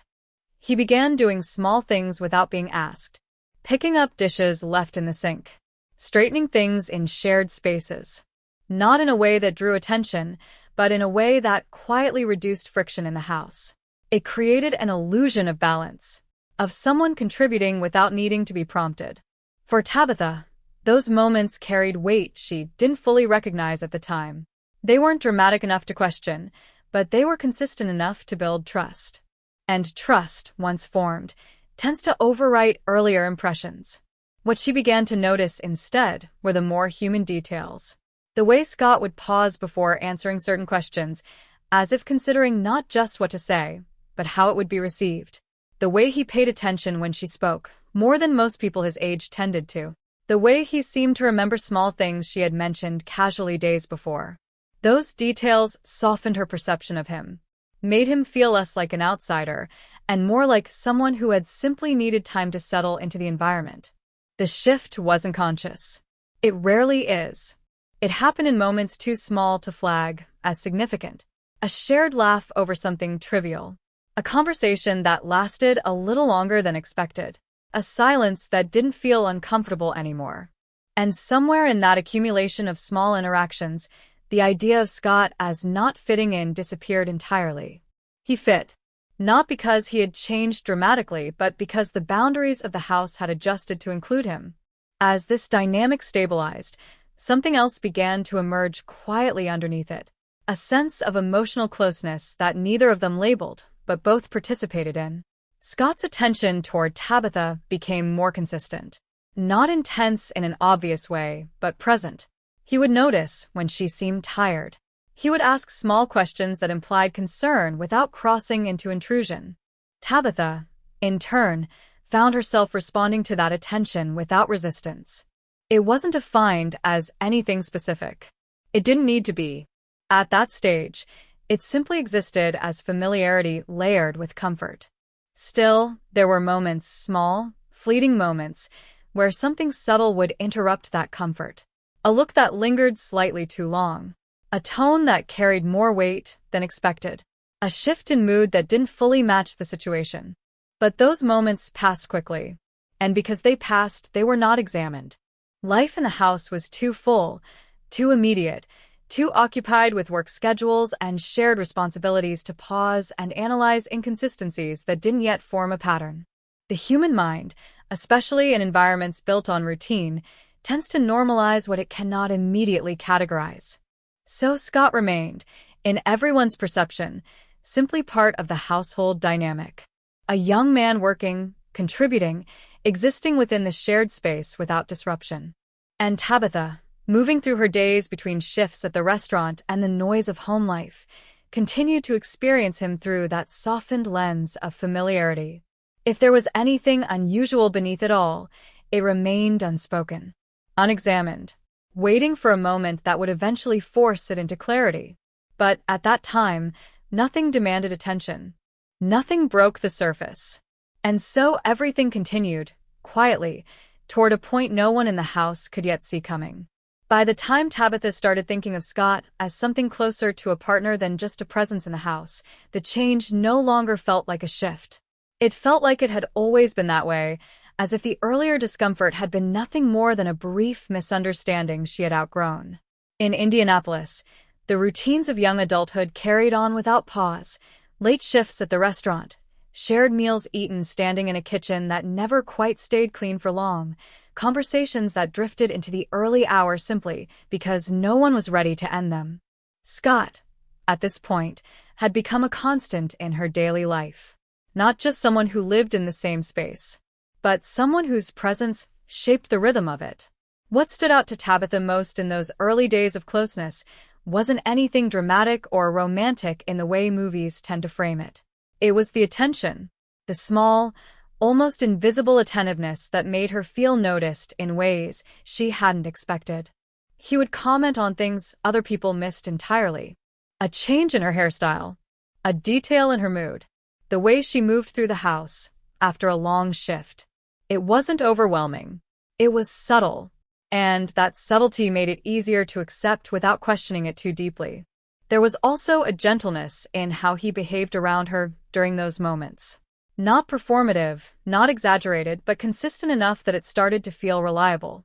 He helped around the house without being asked. He remembered things she mentioned in passing. He seemed to adjust his behavior in response to her comfort without her needing to explicitly state it. For someone like Tabitha, who was used to managing responsibilities and navigating daily chaos, that kind of attentiveness felt grounding. It created a sense of ease, a sense that, within the shared space, there was at least one person who was paying attention in the same way she was. As their interactions deepened, the transition into a romantic relationship didn't feel like a sharp turn.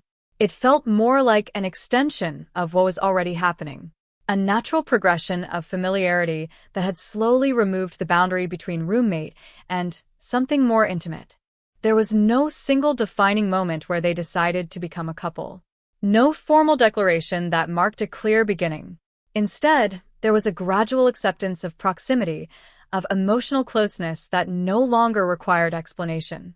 They started spending more time together by default, eating together without planning it, watching television in the same room without needing to coordinate it, talking about future ideas in vague terms that suggested possibility rather than commitment.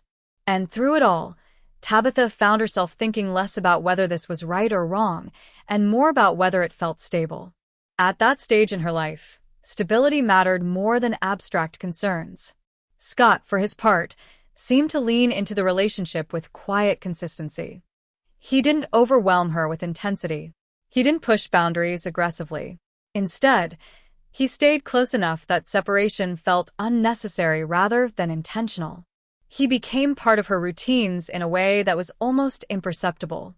And over time, that became the foundation of what they defined as their relationship. Friends around them noticed, of course.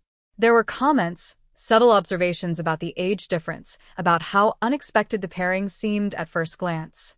But those comments never carried enough weight to disrupt what Tabitha felt internally. Because from her perspective, what mattered wasn't how it looked from the outside, but how it functioned in her daily life. And in that sense, things felt manageable, even comfortable. Scott's behavior reinforced that perception. He was attentive, helpful, and increasingly integrated into her world. He didn't isolate her from others at this stage, nor did he display any overt controlling behavior that would have immediately raised concern.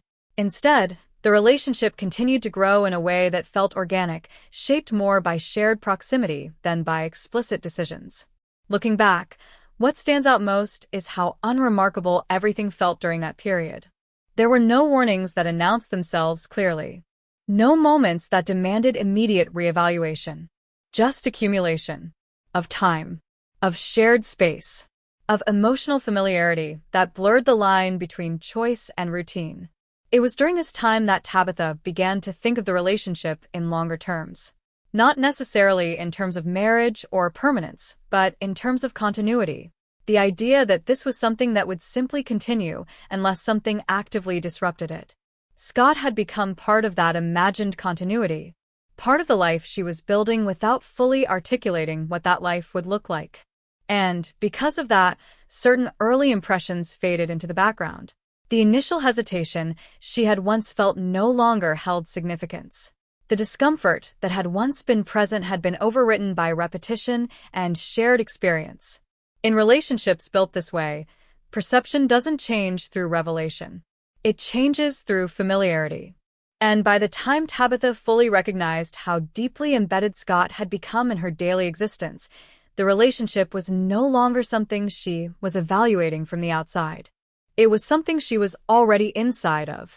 Something that felt established enough not to question. And that sense of stability, quiet and unexamined, would become the foundation for everything that followed. The moment Tabitha first learned she was pregnant, everything about time seemed to shift. Days that had once felt predictable suddenly carried weight, as if each hour now had consequences attached to it that could not be undone. In Indianapolis, life outside continued its usual rhythm, cars moving through intersections, people rushing between shifts, conversations spilling out of storefronts. But inside her world, something irreversible had begun to take shape. She didn't feel joy immediately. What she felt first was fear. It wasn't abstract fear either. It was physical, immediate, tightening in her chest the moment the realization settled fully into place. She knew what pregnancy meant in a general sense, of course. But knowing and living it were two different things entirely. Responsibility wasn't something she was unaccustomed to, but this was different. This wasn't a shift in routine. This was a complete restructuring of everything she thought she understood about her future. Telling Scott became the next immediate challenge.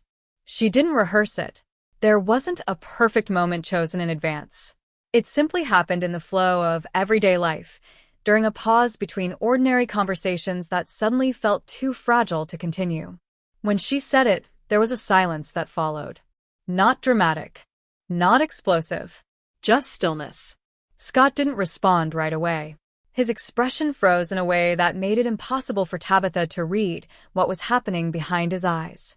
That pause stretched longer than she was comfortable with, long enough for doubt to creep in, long enough for her mind to begin preparing for rejection, for anger, for something she wasn't ready to face. And then, unexpectedly, his face changed. Not into something negative, but into something almost disarmed. Excitement. Relief. A kind of energy that shifted the atmosphere of the moment entirely.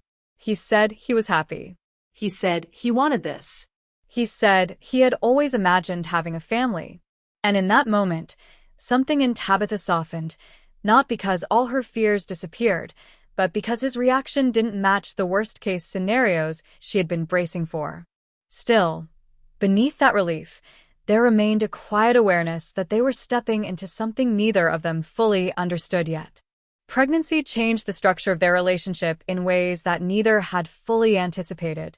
The house became more focused on preparation, on the future that now had a tangible shape. Work schedules tightened. Financial pressure increased. Conversations shifted toward stability, toward planning, toward the practical realities of bringing a child into their lives. Scott, in those early stages, seemed to adapt well. He spoke about fatherhood with enthusiasm, sometimes even with a kind of idealized optimism that made Tabitha uneasy in ways she couldn't quite articulate. He imagined moments more than systems, emotional snapshots rather than long-term responsibility. But at the time, those differences didn't feel alarming. They simply felt like different ways of processing the same situation.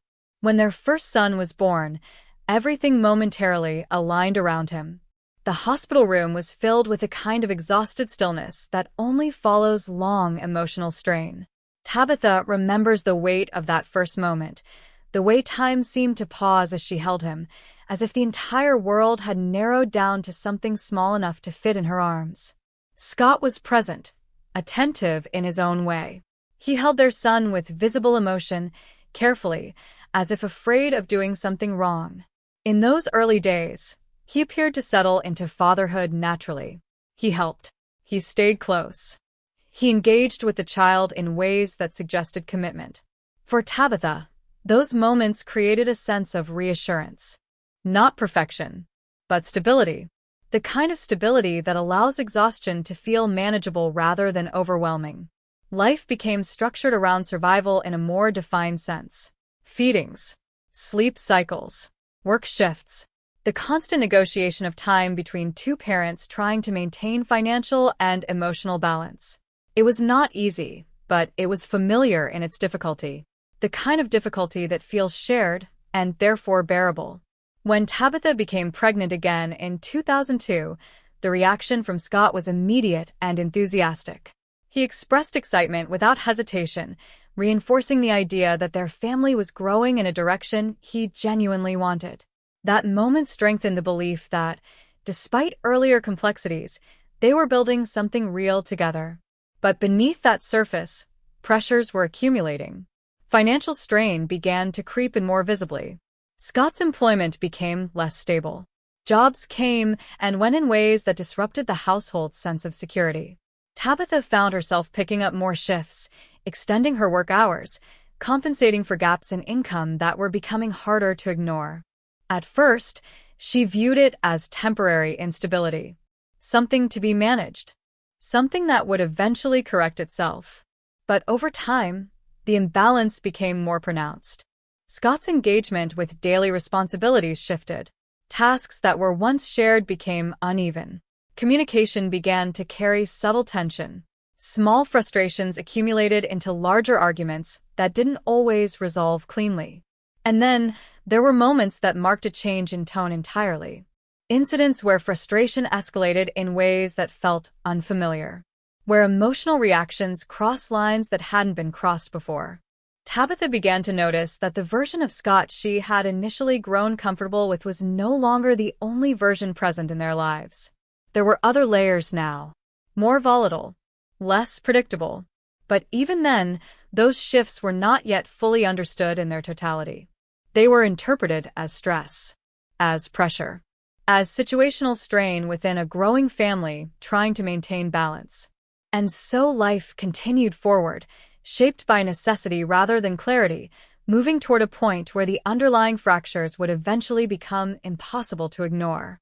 By the time the household reached its most financially strained years, the tension inside it no longer appeared in sudden outbursts, but in a constant undercurrent that shaped every interaction.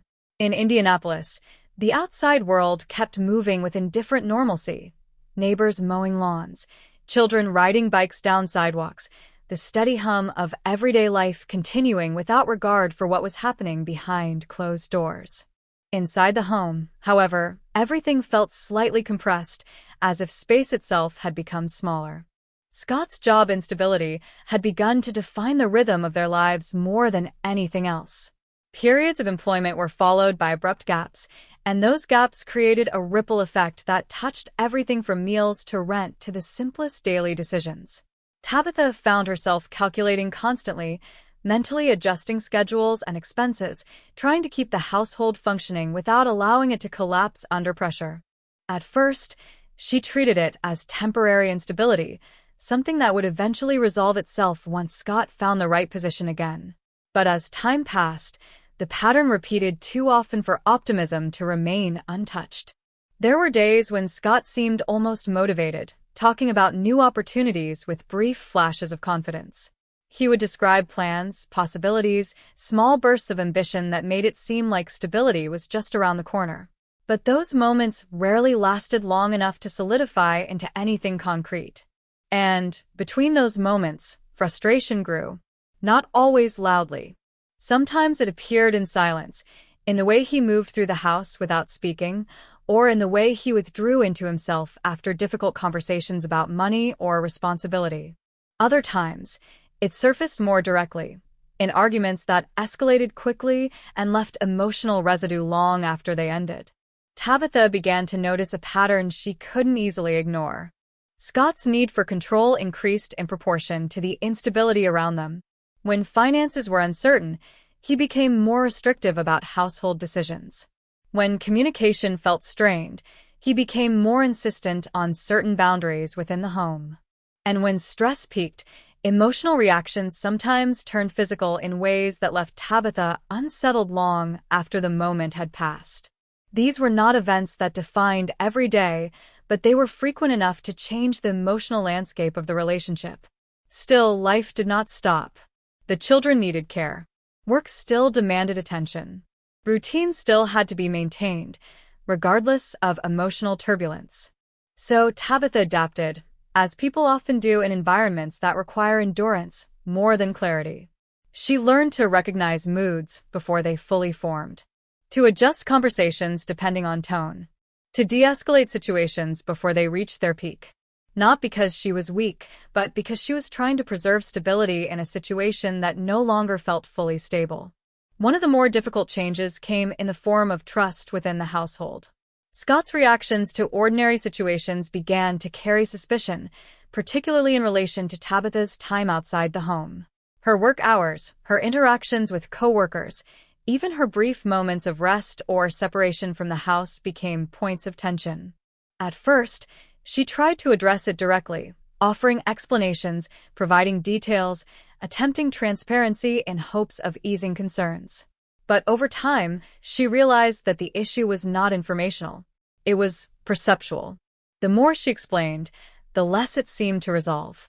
Accusations began to surface without clear evidence, often during moments when Scott was already emotionally agitated. These accusations disrupted the fragile balance they had been maintaining, forcing Tabitha into cycles of defense and justification that gradually wore down her patience.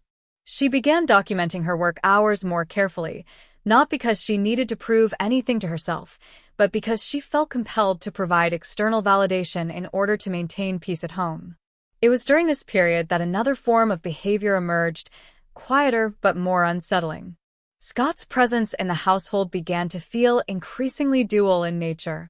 On one hand, there were moments where he functioned as a partner, interacting with the children, participating in daily routines, maintaining the appearance of normal family life.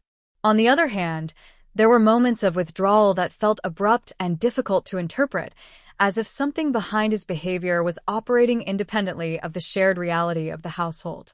Tabitha noticed these shifts but struggled to assign meaning to them at the time.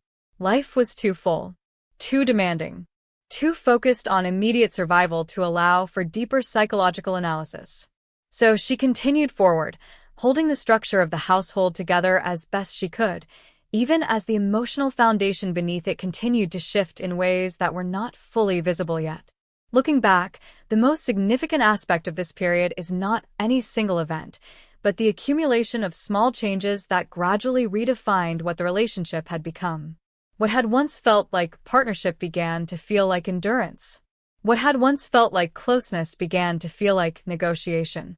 And what had once felt stable began to require constant maintenance to remain intact. But at the time, none of these changes were yet understood as a turning point. They were simply life, complicated, strained, and still moving forward, regardless of what was beginning to form beneath the surface. By the time Scott's behavior had become impossible to dismiss as ordinary stress, Tabitha was already living in a constant state of adaptation. In Indianapolis, the world outside continued its predictable rhythm, but inside the home, every interaction carried a hidden calculation. She no longer moved through the house freely without first gauging the emotional temperature of the space.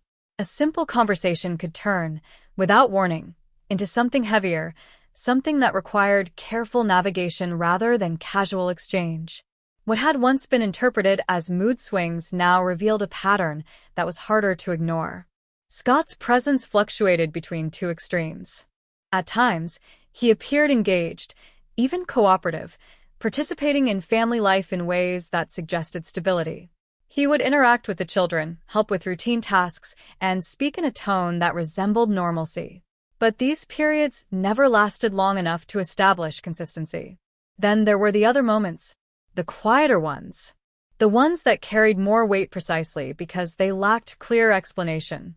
During those times, he became withdrawn, distant, and increasingly controlling in subtle ways that were not immediately visible to anyone outside the immediate household dynamic.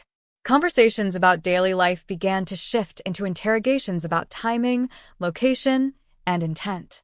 Questions that once felt like curiosity now carried an edge of suspicion that required constant reassurance to defuse. Tabitha found herself adjusting not only her actions, but her explanations. She learned to anticipate which details would trigger unnecessary conflict. She learned which parts of her day needed to be simplified and which needed to be expanded to avoid misinterpretation. Over time, this process became exhausting in a way that was difficult to articulate. It wasn't just the arguments themselves. It was the anticipation of them, the mental effort required to prevent them before they occurred. And still, even with all of that effort, escalation sometimes happened anyway. When it did, it often followed a familiar structure. A small disagreement would begin, usually over something seemingly insignificant, and then gradually expand into something more emotionally charged.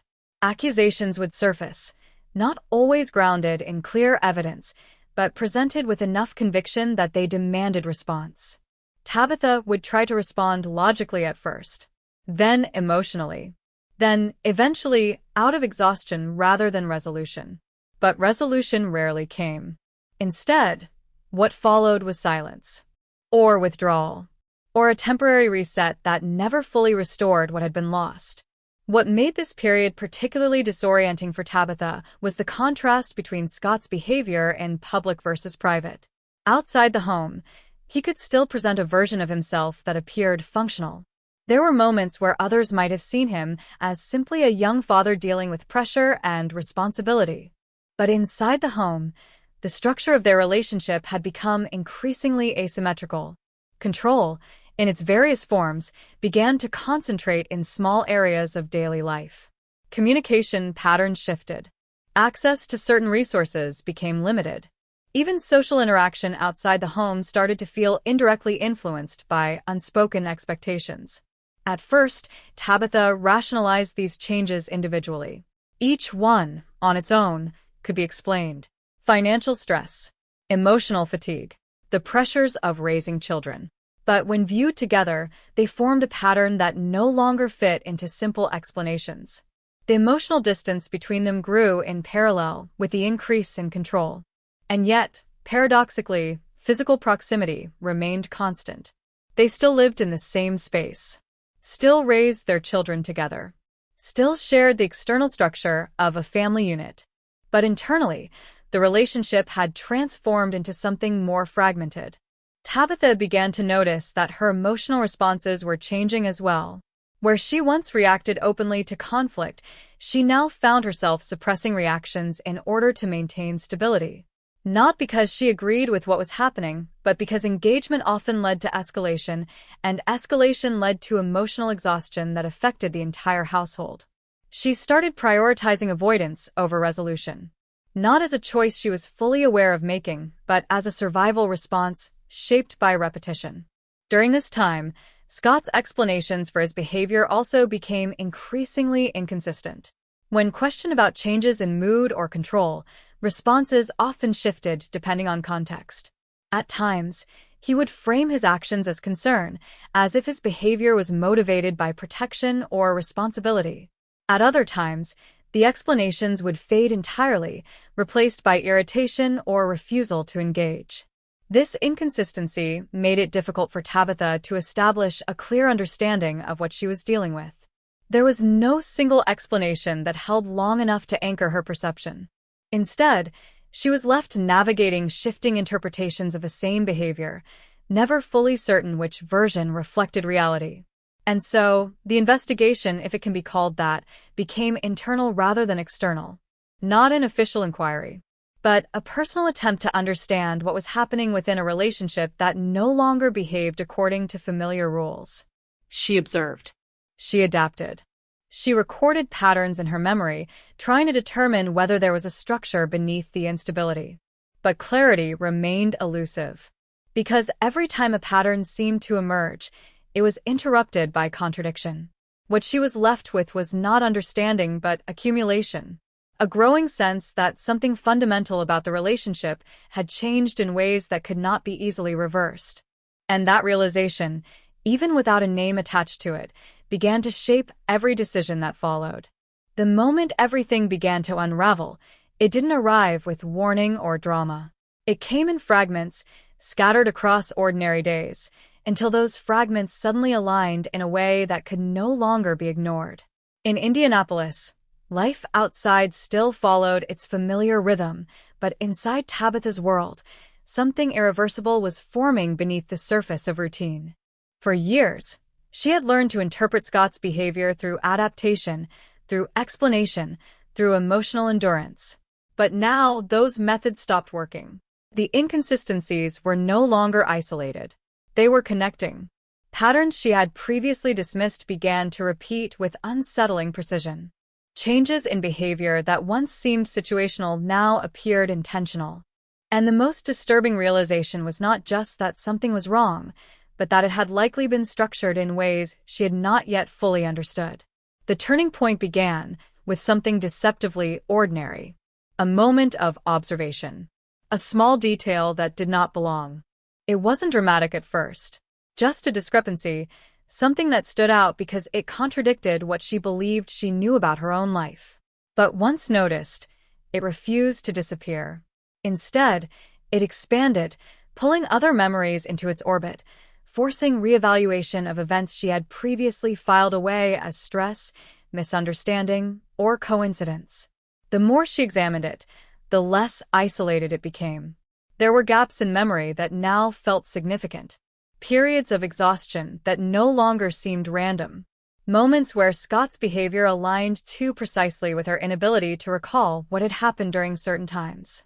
At first, she resisted the implication. The mind does that naturally when confronted with conclusions that threaten its sense of stability. She tried to find alternative explanations, tried to separate emotion from interpretation, tried to maintain the belief that there had to be a simpler answer. But the pattern persisted. And with persistence came inevitability. The realization did not arrive in a single moment of clarity. It built slowly, like pressure accumulating beneath a surface that could no longer contain it. Each new piece of information reinforced the same direction, narrowing the space for alternative interpretations until only one possibility remained consistent across all observations. That possibility changed everything, because it reframed not just isolated incidents, but the entire structure of their relationship. What had once been seen as emotional instability now appeared coordinated. What had once been dismissed as miscommunication now suggested control. And what had once been interpreted as private conflict now extended into something far more deliberate. The emotional impact of this shift was not immediate shock. It was something slower, more destabilizing. A gradual collapse of the framework she had used to understand her own life. The house, the relationship, the shared history, all of it began to feel like it needed to be re-examined from the beginning. And with that came a difficult question. If the pattern was real, then what did it mean for everything that had come before? For trust that had been built over years. For decisions made under assumptions that no longer held. For moments that now carried entirely different implications. This was the stage where denial becomes unsustainable, not because of a single revelation, but because of accumulation that can no longer be compartmentalized. Tabitha began to act differently after this point. Not impulsively, but deliberately. Observationally. She started paying attention to details she had previously overlooked, not out of paranoia, but out of necessity. Conversations were mentally recorded in greater detail. Timelines were reconstructed. Gaps were noted rather than ignored. What emerged from this process was not immediate clarity, but increasing confirmation that something deeply wrong had been occurring beneath the surface of their daily life. And with that confirmation came a shift in emotional orientation. Fear replaced confusion. Clarity replaced rationalization. And the relationship itself stopped being something to preserve and started becoming something to understand from a distance. This shift did not remain internal for long. Eventually, it reached a point where action was required. Not confrontation for the sake of resolution, but confrontation for the sake of truth. When that moment finally arrived, it was not carefully staged. It emerged naturally from accumulated pressure, from the impossibility of continuing without acknowledgement. Tabitha no longer had the capacity to maintain dual interpretations of her reality. Something had to collapse for something else to become visible. And so, she confronted it directly. Not with ambiguity, but with evidence she could no longer ignore. The response, however, did not bring clarity in the way she might have hoped. Instead, it reinforced the fragmentation. Deflections replaced explanations. Silence replaced accountability. And the absence of a coherent response became, in itself, an answer. At that point, the emotional structure she had been holding together for years finally reached its limit. There was no longer space for reconciliation within the existing framework. Only separation, not as an emotional reaction, but as a logical outcome of everything that had been revealed. What followed was not immediate resolution, but transition. A process of disengagement that carried both emotional weight and practical necessity. It required redefining not only her relationship with Scott, but her understanding of what had actually taken place over the years they had shared. And as that process began, one truth became unavoidable. The life she thought she had been living was not the full version of reality. It was only what she had been allowed to see. And now, for the first time, she was beginning to see beyond it. By the time the legal process began to take shape, Tabitha's life no longer resembled the one she had once believed she was living. What had started as confusion, then fear, then certainty, had now transformed into something more structured and irreversible. In Indianapolis, court proceedings moved forward with procedural calm, but for Tabitha, every step felt like revisiting a reality she had already survived at great personal cost. The courtroom itself was not dramatic in appearance.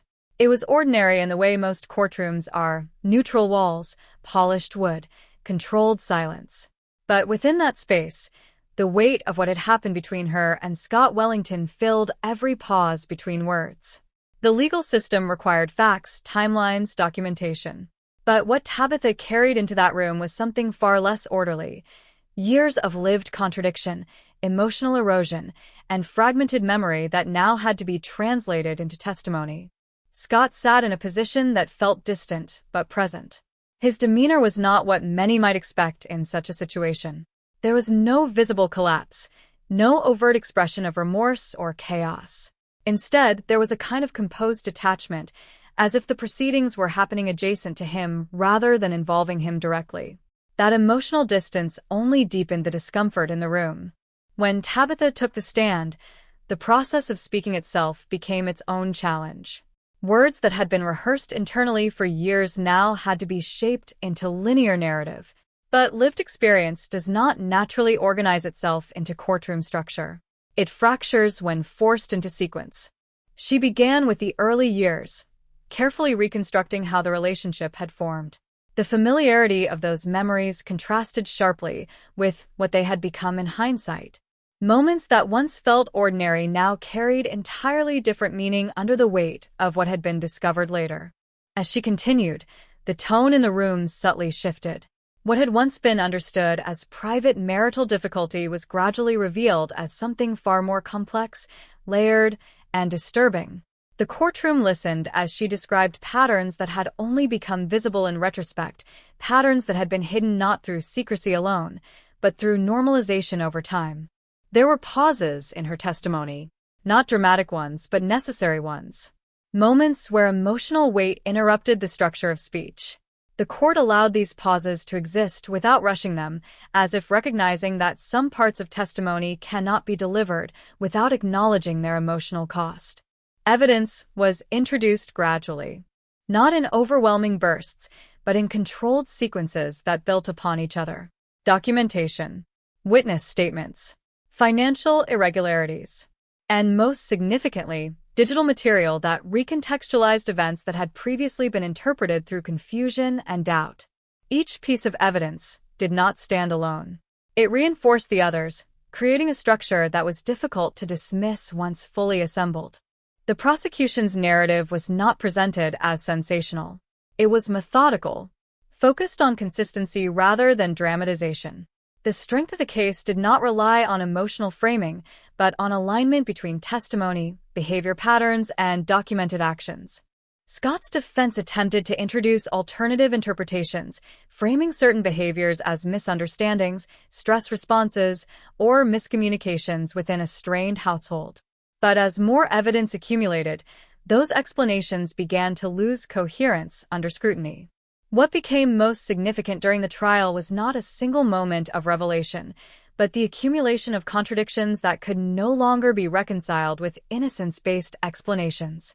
Each contradiction narrowed interpretive space.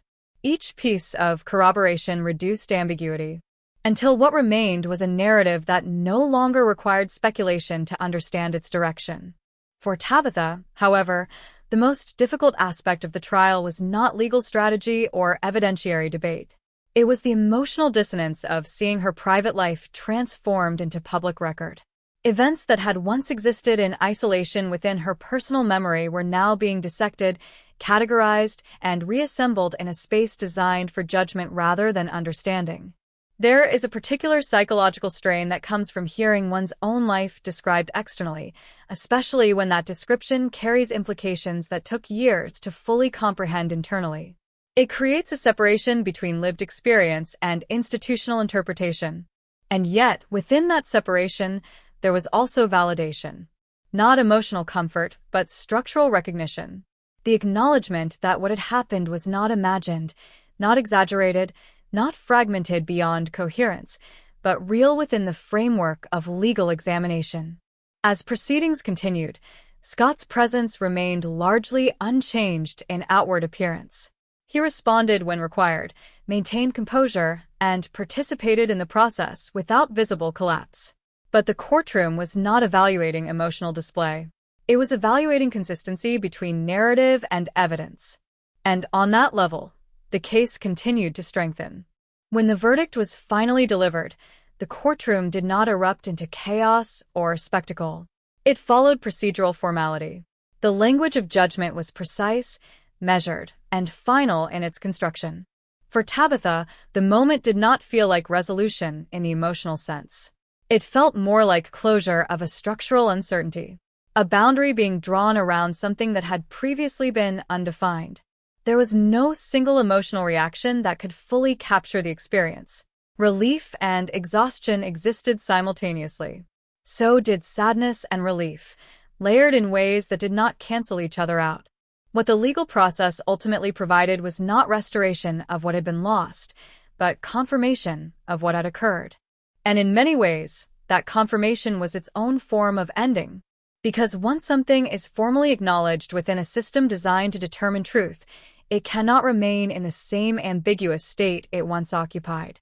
It becomes part of record, part of history, part of something that has been recognized, processed, and concluded within the limits of institutional understanding.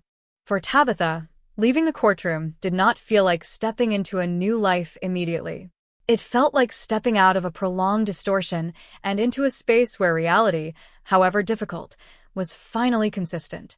And that consistency, after everything she had endured, became the first stable ground she had felt in a very long time.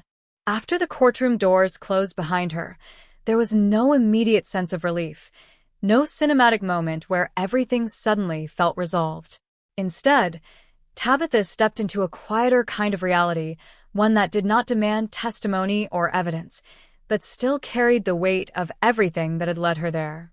Outside in Indianapolis, life continued without pause, indifferent to the internal rupture that had just reached its legal conclusion.